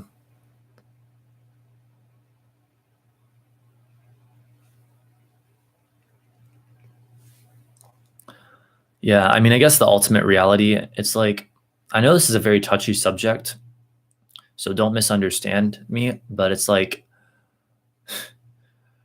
only a sick person can abuse another person, whether it be like sexually or really any kind of abuse.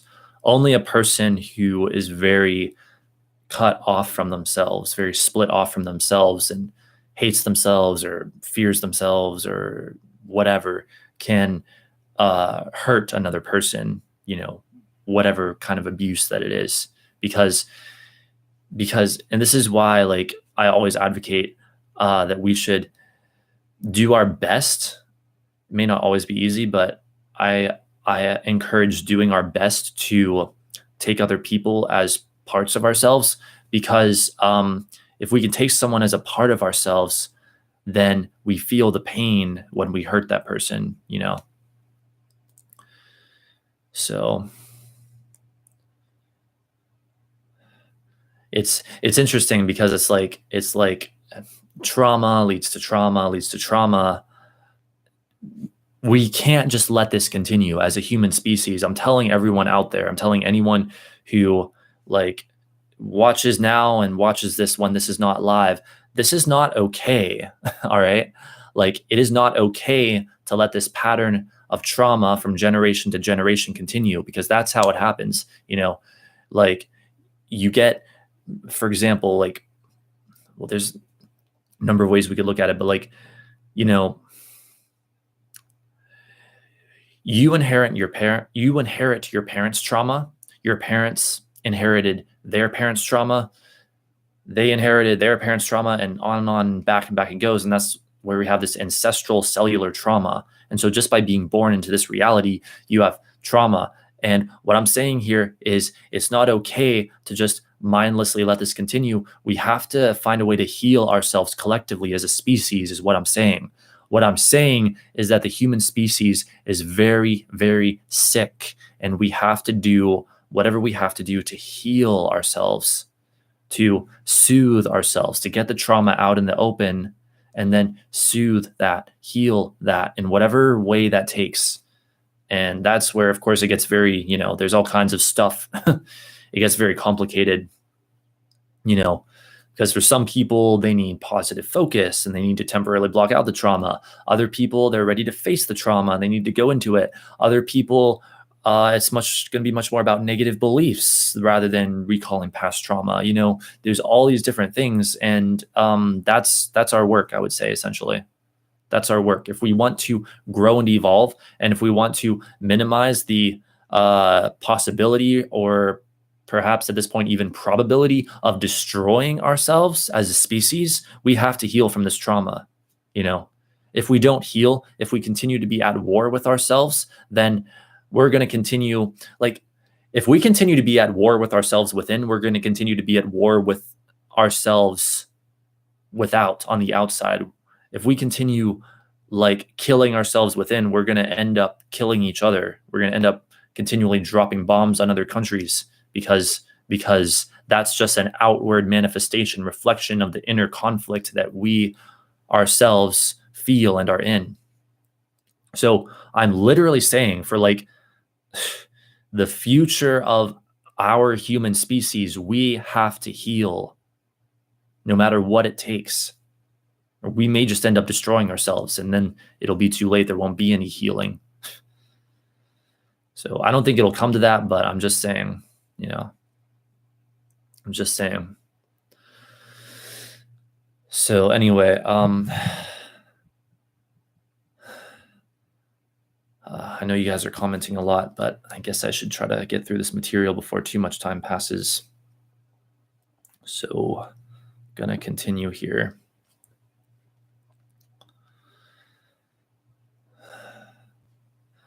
Yeah, I mean, it's not always my intention to get so deep and so intense in these streams, but we're at a very intense part of the major arcana lately, and so it's just going to bring it out of me, I guess.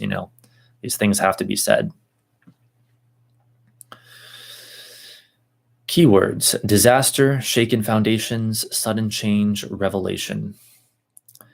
Reversed: similar to the upright interpretation of the card, but the sudden change will be to a greater extent, and the shakeup may be difficult to survive. Wow. I don't know. That seems a bit extreme to me. I don't know if I necessarily agree with that interpretation. It may be difficult to survive, but perhaps, perhaps that could be a thing that can occur. So, all right. So we are between articles now. That concludes that book. So I'm just going to take a little breather, check a couple things. And I'll take your comments and questions a bit, you guys. And then we'll move on to the next source. Oh, boy.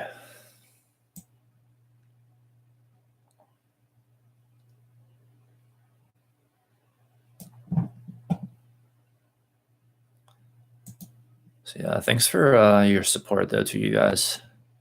It's very much appreciated.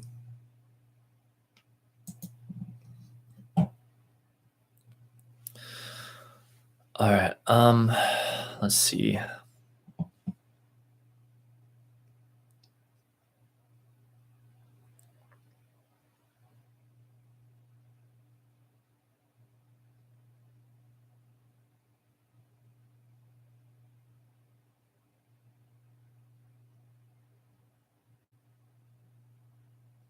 Just reading you guys' comments.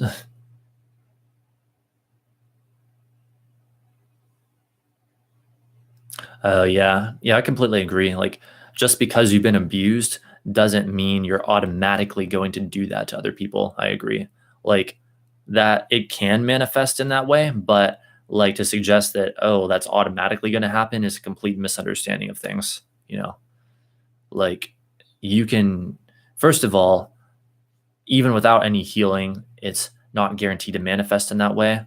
It can manifest instead as just the deep hurt of it and feelings of isolation and disconnection from other people.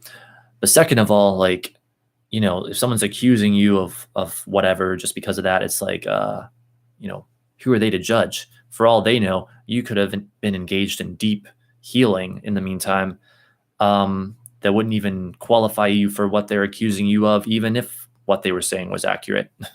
I hope that made sense. I have a deep hatred, being a Scorpio, for people that abuse and hurt people. Yeah, I know what you mean, Connor. I know what you mean. Like, I don't know. At this point, I try not to actually hate them because I understand where it's all ultimately coming from. I guess for me, it's much more their reprehensible behavior that I condemn. Like, I don't try to hate them because, I mean, well, we got to be honest here. Every single member of the human race is a reflection of an aspect of ourselves that includes, the worst of the worst. So I try not to hate them. I really condemn the behavior, the unacceptable behavior. And there's some people that say, oh, you shouldn't even do that. And that I do completely disagree with. I say, I will hold people accountable for their behavior until the end of time. That's my position on it.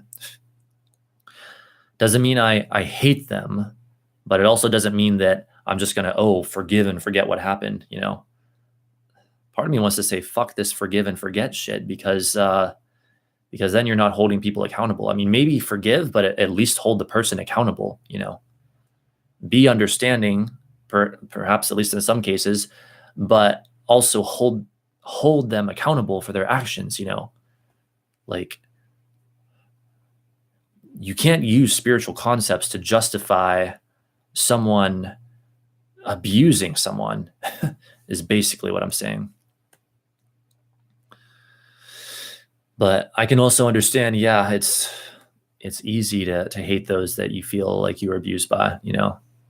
I think of the people in my life who have hurt me, and sometimes I think, damn, could it be that I've built so much of my life of defiance, as a being of defiance, as a result of like a deep seated hatred of those who hurt me over the years, like ever since I was, I don't even fucking know at this point. Basically, for as long as I can remember, my whole life, there was someone, attacking me in some way, shape, or form, or hurting me in some way, shape, or form. It's like, I don't know, maybe I do hate them, maybe I do. And maybe that's why I'm so drawn to the idea of defiance, is because I'm taking my power back. I don't know, maybe. Because I know that, I wish I could put this into better words. Let me think.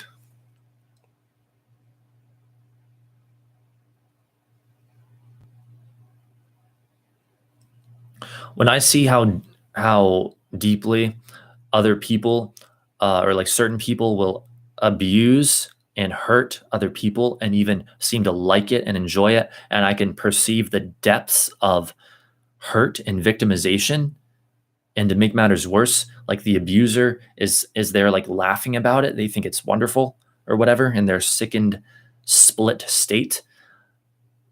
I feel that shit so deeply. Like, I feel the injustice of that, and I am not okay with that. And I think to myself, yeah, that reminds me of shit that's happened to me in my life, of being abused in my life. And I think, okay, maybe I really do hate them. I don't know. As much as I try to heal and everything over the years, maybe I still do hate them, or really do hate them. Maybe I do. And maybe that explains so much of the way that I am. I don't know.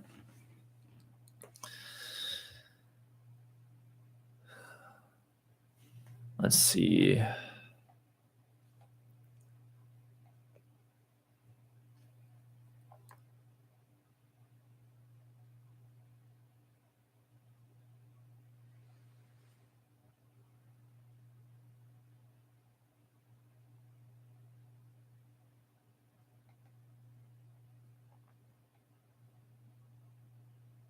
Just reading the chat here.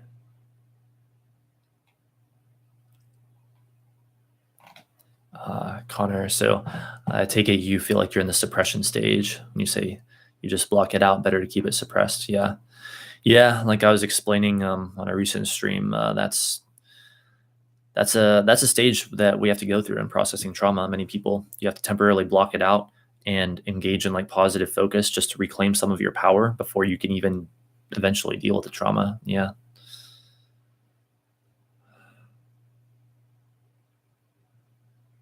You'll eat it unless you come to terms with it. Very true. Or at least unless you do something about it, unless you process it in some way. I get upset. I just listened to some good old Post Malone. I think I end up hearing a lot of that on D-Fizzy streams. I'm watching all the time. All been hurt before, but we can all get better. Yeah, I firmly believe that too. But I think of like it seems like here. Let's talk about this for a moment. Speaking of tower card experiences and trauma and all this, so it seems to me, from what I've observed over the years, that there are people who literally think that it is some like normal thing for kids to be bullied in school, or like bullied, period. For kids to be bullied, they think it's like, oh, it's like a normal thing, like and it's just like human nature, and it's some normal sociological thing, and almost like in an attitude of we should just accept it, or they'll be like, oh, they'll end up becoming friends after or some shit. And I just want to say, that is another thing that I am completely in 100% in antithetical stance to, that I stand completely in defiance of. It is not okay for a child to be hurt by another child, or even an adult or anyone. It is not okay for a child to be bullied. That's literally they're being hurt. They're being taken advantage of. What kind of sick creature do you have to be to come to a point where you say, oh, it's a normal thing for kids to be bullied, or to be made fun of? I was fucking bullied and made fun of in school. And let me tell you, I had that happen to me for years and years, and I remember everything. And no, I am not okay with it. I'm not okay that it happened to me, and I'm not okay with it happening to other people. It's completely unacceptable. And how sick do you have to be to stand for something like that is what I want to know. How sick do you have to be to think that a child, a helpless child being hurt by another person or multiple people, is somehow okay? And no, that's not okay. So I just want to throw that out there too.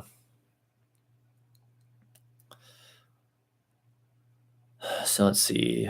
People are leaving. Oh no. Or maybe I don't know. I don't know what's going on. Well, I know that you guys wouldn't I know that you guys wouldn't be those who would disagree with that and just leave because you didn't like it. So I'm not saying that, just noticing. Let's see.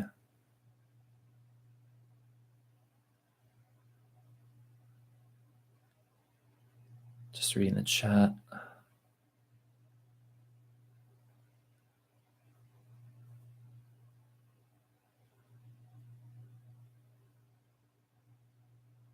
Oh my God, I'm so sorry, Connor. Just reading what you're saying. Yeah, thankfully, like I was never like beat up or anything like that when I was in school. Like, thank the gods. You know, there are people who have had it far worse than me, and I don't know how. I can't even imagine what it would be like to go through that kind of trauma. And don't worry, I'm going to get back to the Tower card soon. It's important to point this stuff out. Makes you stronger. One could certainly make that argument. I mean, I don't know if that's healthy to be made stronger by being intensely hurt by other people or being bullied in school or whatever. But yeah, I can tell you, if anyone tried to bully me these days as an adult or try to hurt me in any way, they'll be fucking sorry, is all I can say. And no, I'm not saying that like if someone tries to freaking attack me physically that I'm going to, attack them physically back. I'm not very physically strong compared to, someone with muscles or whatever. I'm just saying that I will not stand for that. I will find a way to defy it, is what I'm saying. I'll find a way to get injustice, even if I have to spend the entire rest of my life doing so. I'll find a way to expose what they did or whatever, whatever I have to do, as long as it does not involve violence or breaking any laws. I'm not advocating anything like that. So I guess you can certainly make that argument, but it's like, here's the thing. I don't even know if I want to be strong or whatever from being mad as hell. I want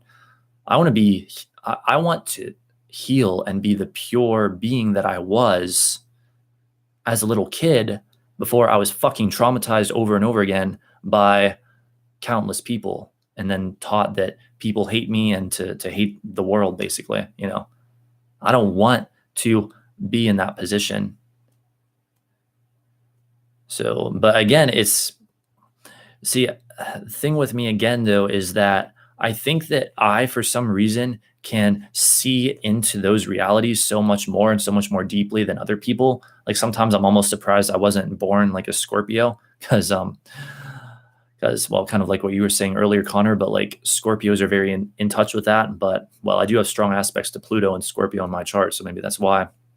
But yes, like I see the reality of things so much that it pains me, whether it's something that's happened to me or something that's happened to someone else. And that's why I get so passionate about shit like this, and it's like, yes, that's why I get so angry about things that I see that are wrong. I get angry because there are things that I see that make me angry. And as many spiritual people will say, well, that'll just keep you in anger forever. Then I guess that's going to keep me in anger forever because someone has to take a stand against this stuff. Someone has to say the things that need to be said. Someone has to get angry about injustice. You can say, oh, well, since you create your own reality, there are no injustices because the victim is creating the injustice or whatever. And I say, okay, well, maybe. But even if that's the case, that still doesn't excuse the culpability of the abuser. That still doesn't excuse them or exonerate them from their culpability. So I'm not going to keep harping on this. We need to, dear God, what have I done? Going on a freaking rant. We need to get to the next article. I'm sorry, but this kind of shit needs to be said. It really does. This is the Tower card we're looking at after all. So, yeah, we ended up coming across some fairly deep meanings with that last book. Now we're gonna see what we find just through some internet searches. There'll probably be more surfacey meanings, and that's okay. We'll see what they have to say.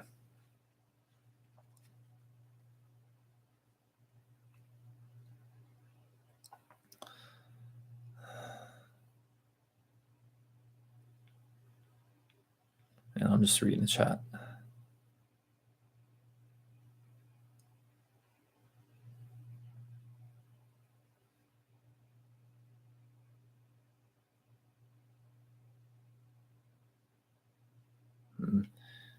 Yeah.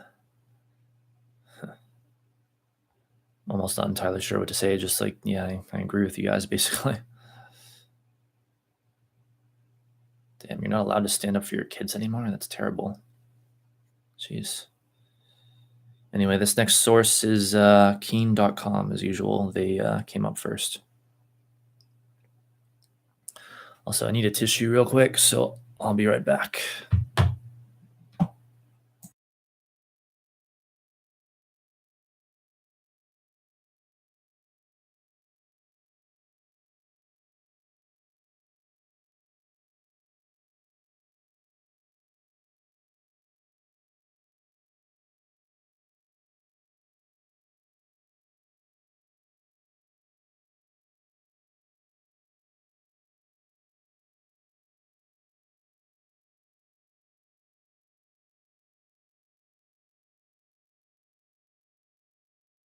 All right, one moment, please.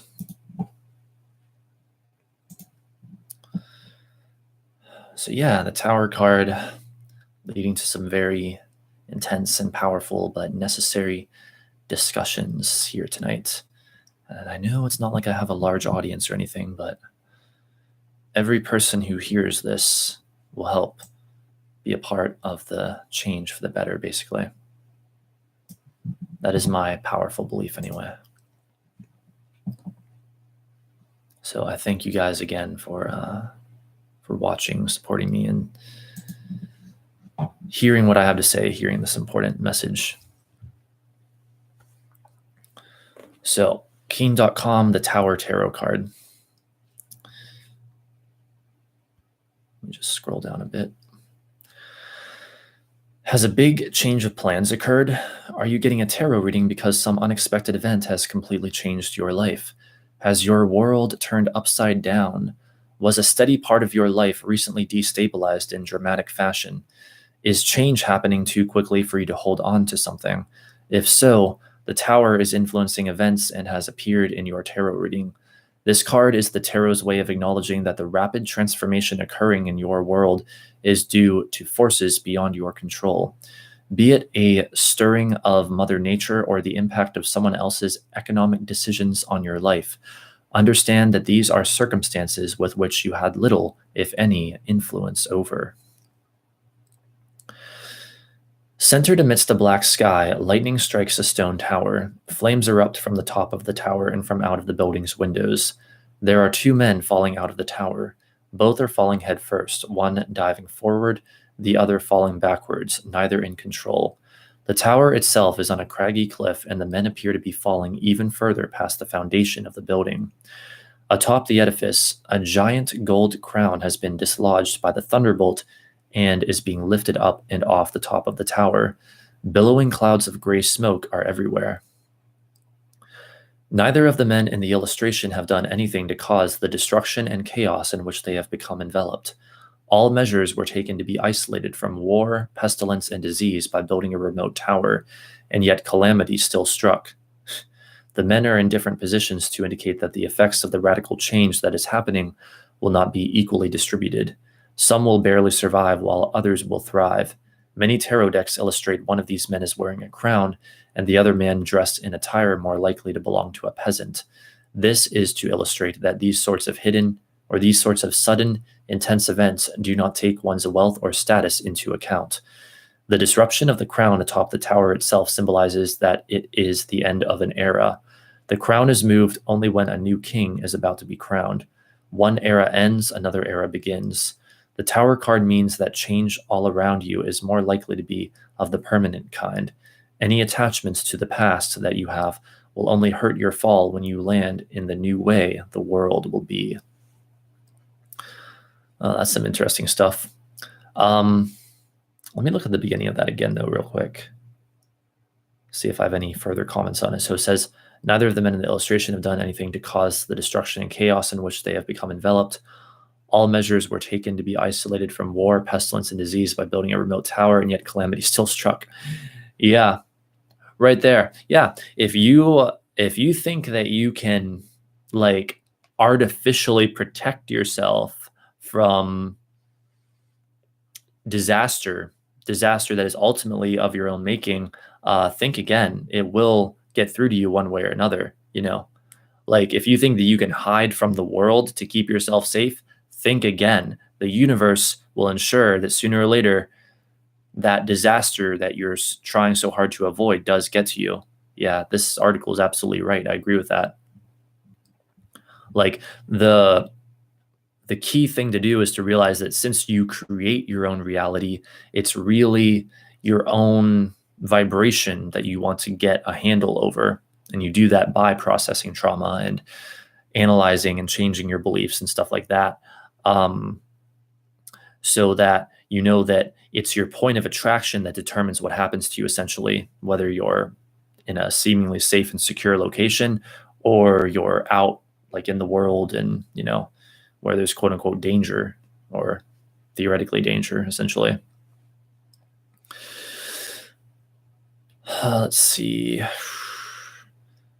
Some kind of balancing, I would say, like yin and yang.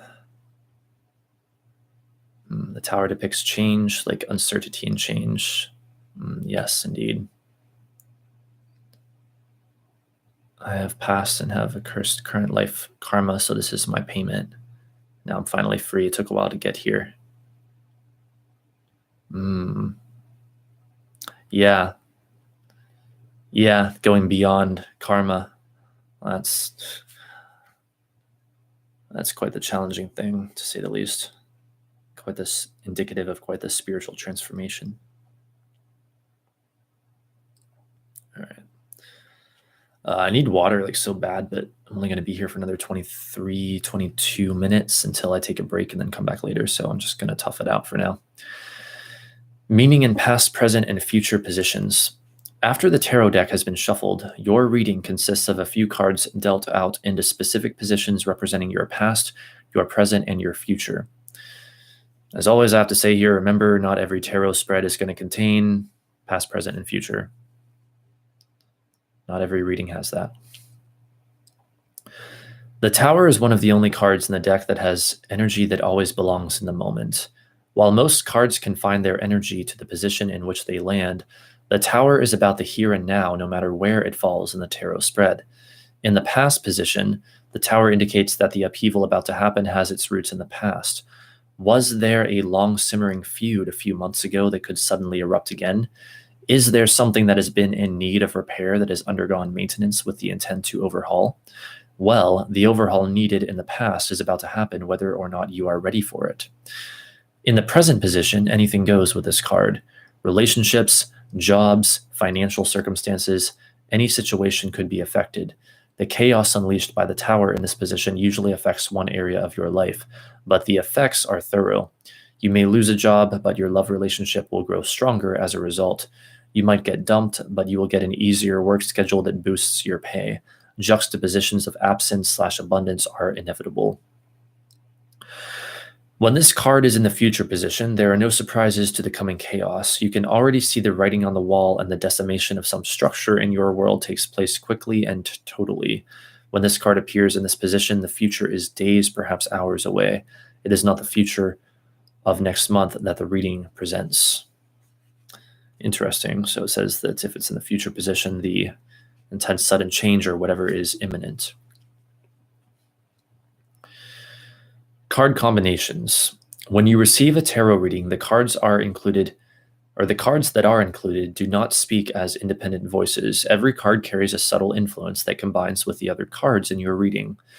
When the Tower appears, it dominates like few other cards, but the other cards in the deck can reveal a bit about the forces that are unleashing the changes around you. If it is combined with the Emperor card, the actions of the government are causing the sweeping changes you feel. If your reading features a pairing of the Star and the Tower, your intuition will guide you to a better place, and you will ultimately see the quick shift in your world as a good thing. The High Priestess in a reading with the Tower means your avoidance of certain realities is to blame for part of your world crashing apart. Of course, doing too much can be just as much to blame if the Chariot shows up in a reading along with the Tower. Sometimes micromanaging can ruin a perfectly good thing. That's interesting what it says about those cards.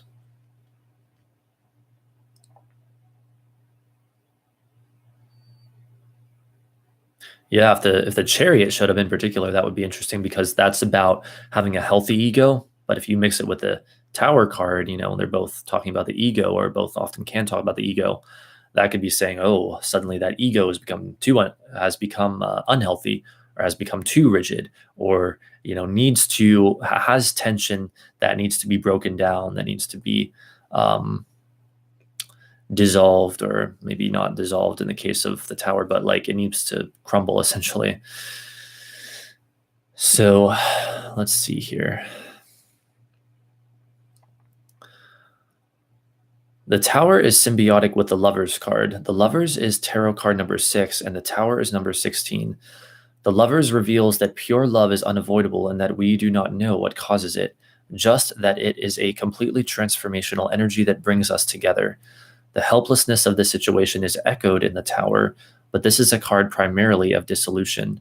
When these two cards appear together in a reading, you are really twisting in the wind, at the mercy of a fate determined by others. The best advice here may be to start your life all over again. The Tower is a structure. If the structures you have built in your world cannot handle disruption without collapsing, perhaps it is time for new structures in your life. All right. That concludes that article. I'm going to reread a little bit of this, see if I have any comments on it. Let's see.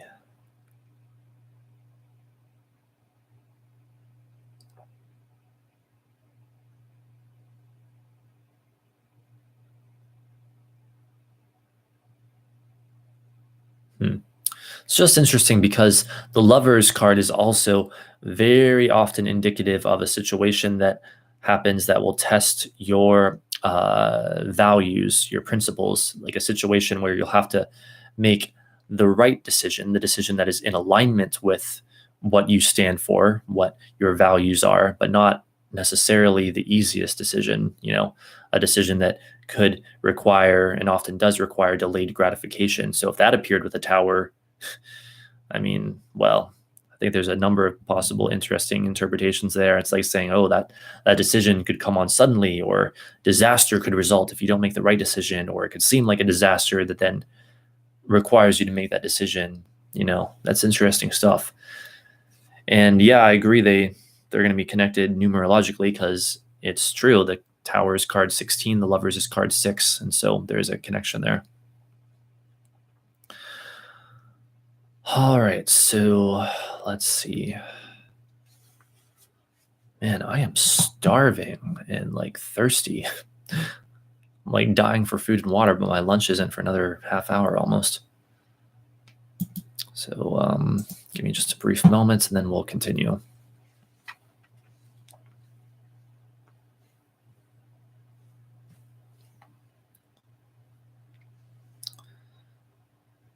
Looks like next up is trustedtarot.com. See what they have to say about it. Yeah, we're obviously at this point, we're going to have a part 2 to the stream tonight after I have my lunch. And that's when, well, if you think that this stream got deep earlier, that's when we're really likely to get into the depths of this card, because, we'll be looking at esoteric meanings. We'll be looking at 70 degrees of wisdom. We'll be looking at the Book of Thoth, all the heavy hitters we'll be looking at in that stream later. So I'm sorry that it's so late. I understand if you guys can't be there, but I hope you can make it. If not, it'll be, as always, available on my channel afterwards. Get water at least. I think I can stand it for the next 15 minutes. Unless you guys really want me to, then maybe I will. All right, so again, this is trustedtarot.com, the Tower, destruction, dramatic change, loss and ruin, new start, unexpected events. Hey, welcome back, Ryan. The Tower's meaning. Dark and foreboding, the Tower is the embodiment of disruption and conflict, not just change, but the abrupt and jarring movement caused by the unforeseen and traumatic events which are part of life. The Tower in your spread is always a threat, but life inevitably involves tragedy, and you must decide whether you will face it with grace. Okay, I do have to disagree here. The Tower in your spread is always a threat. That is BS. The Tower does not, I repeat, does not always indicate a threat or a disaster, though it often can. Past. To make room for the new, the old must be destroyed. The ambitions that you have been following are built on weak foundations and offer false rewards. Present. A conflict is coming to a head in your life. Relationships will need to be reevaluated and restructured in order to maintain. Future. By withstanding the coming challenges, your future will be bright. Seeing things as you want them to be in order to make them become that way. Knowing the worst is behind you can give strength. Those are interesting interpretations. I would say there are many more possibilities than that, though, of course. Yes, no key interpretation. The Tower is all about unexpected events and changes coming up in your life. However, the changes are along the lines of something catastrophic, disastrous, and overall negative. It could be related to some sort of accident, disaster, or damage to another area of your life. The answer provided by this card is no. Key dates, timing, and astrology, ruled by Mars. No key dates, ruled by Mars. All right, that concludes that article. Interesting stuff. Let's see. Just going to take a little breather and then we will continue.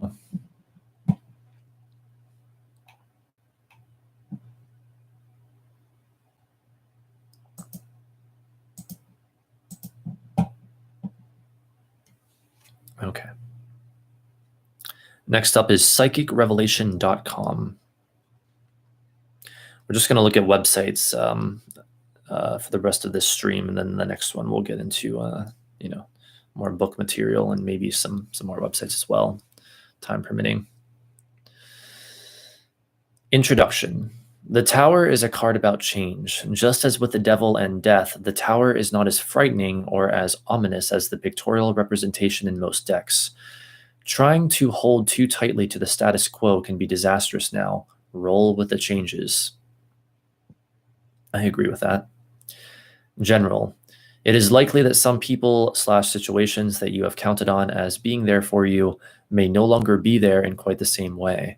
This doesn't have to be dire. Change is the nature of life, and trying to prevent it is like trying to row upstream without a paddle.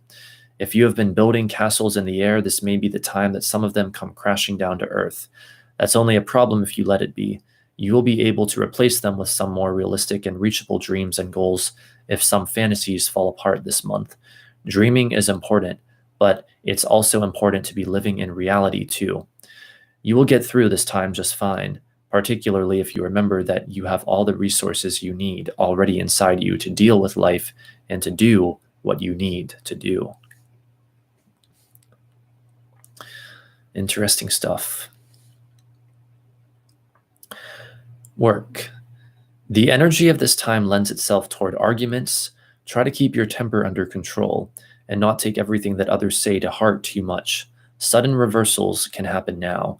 This is not an indicator that you need to panic. It is, however, an indicator that forewarned is forearmed. Even if you think that you have the most stable job or sources of income in the world, what would you do if it dried up tomorrow? Where might you go immediately for work if you needed to? Thinking things through now, when you are not in a crisis, may pay big dividends for you on down the road. If you hate your job, give serious thought to making a change. You deserve to be happy. Yeah, that goes right back to what I was saying earlier about if you hate your job and that goes on and on and on year after year, and you don't eventually find a job that you love instead that is in alignment with your joy, eventually the universe is going to tear that job away from you, because the universe is going to make sure that you get what you want, even if it has to take you kicking and screaming to what you want. So there you go. Let's see. What are you guys talking about? It's like life is a song on the Tower card. Is that change of a particular note? Ooh, that's a really good way of looking at it. Yes. A lot of messed up things have happened in my life so far. I suspect more to come. On a 220 watt with Heisenberg. You guys are talking about vaping. Yeah. Well, we're all here to experience the journey we're all here to experience. We have to make the best of things. All right, so let's continue. Love. This can be, but is not necessarily, an indicator of a relationship that is about to end. If you are in a relationship that you absolutely, positively positively don't want to see end, this is an important time for damage control and for clear communications. Find out how your partner is feeling / doing. Don't make assumptions. Find out for sure.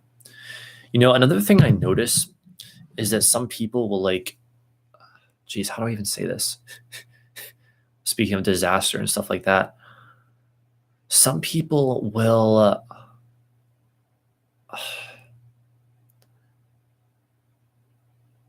become hopelessly dependent upon circumstances and the circumstances of their lives,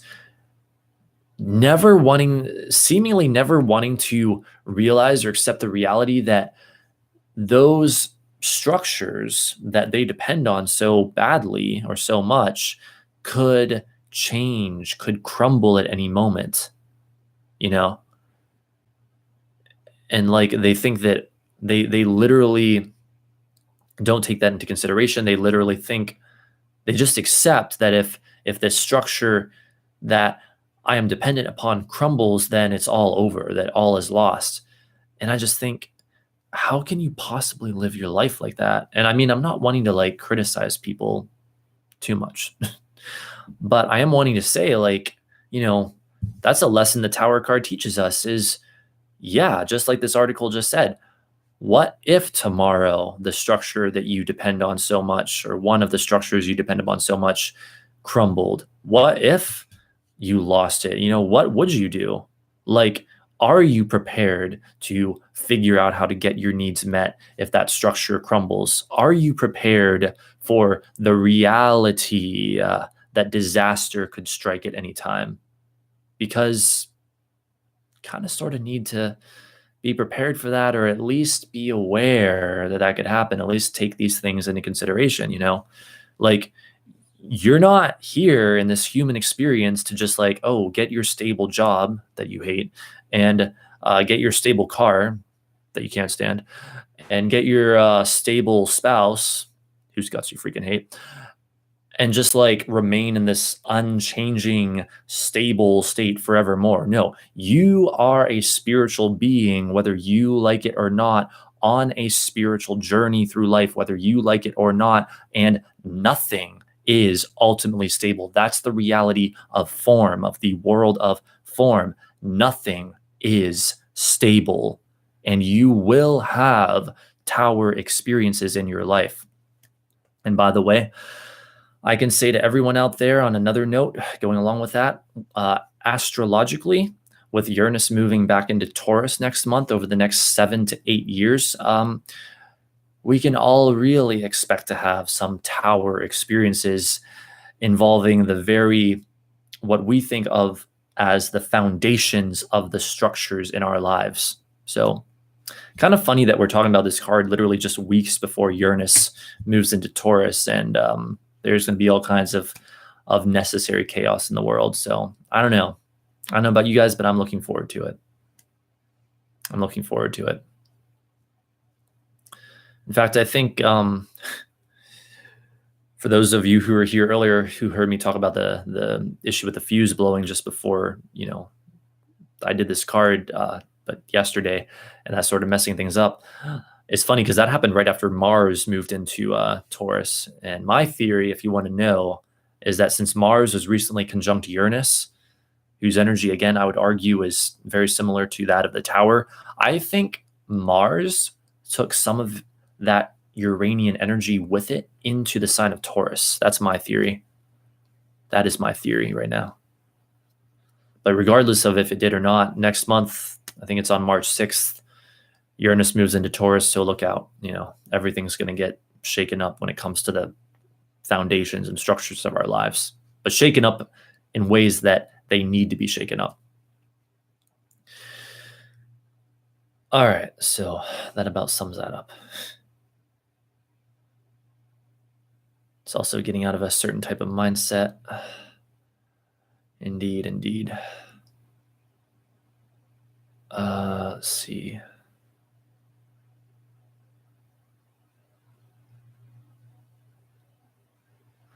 All right, so let us continue. I have 4 more minutes.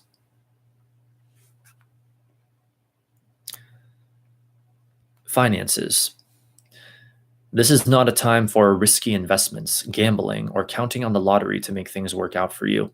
Even if you know the news will not be easy to stomach, find out exactly what you are dealing with financially. It may not be as bad as you think. It is certain, however, that you aren't making anything any better by avoiding the issues. Deal with any problems in a straightforward manner. Indeed, don't resist disaster, or you'll just make the disaster that much worse and bigger and everything. Health. Paying attention to what you are doing is critical now. Be careful. Your nerves may be frayed. Do whatever you need to do to calm down and stay steady. Exercise can help with this. If you know what you're doing and know about your allergies and your doctor approves, consider doing relaxing herbs, or consider, what did I say doing? Consider trying relaxing herbs. Do those herbs like drugs. No, I'm kidding. Consider trying relaxing herbs. Careful with drugs and alcohol now if you use any. Spirituality. This is a time, again, to keep a positive attitude as much as possible. New understandings and insights may come to you in the blink of an eye. Yes, absolutely. I would say the Tower card often being an indicator, again, of sudden revelations and insights.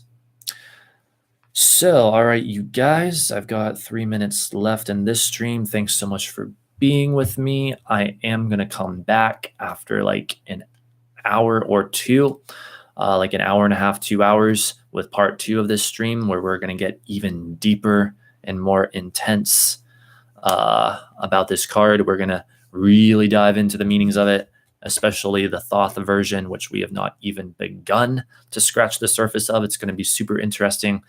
Again, I apologize that this is happening so late. I understand if you can't make it to part 2 of the stream, but if you can, I hope to see you there.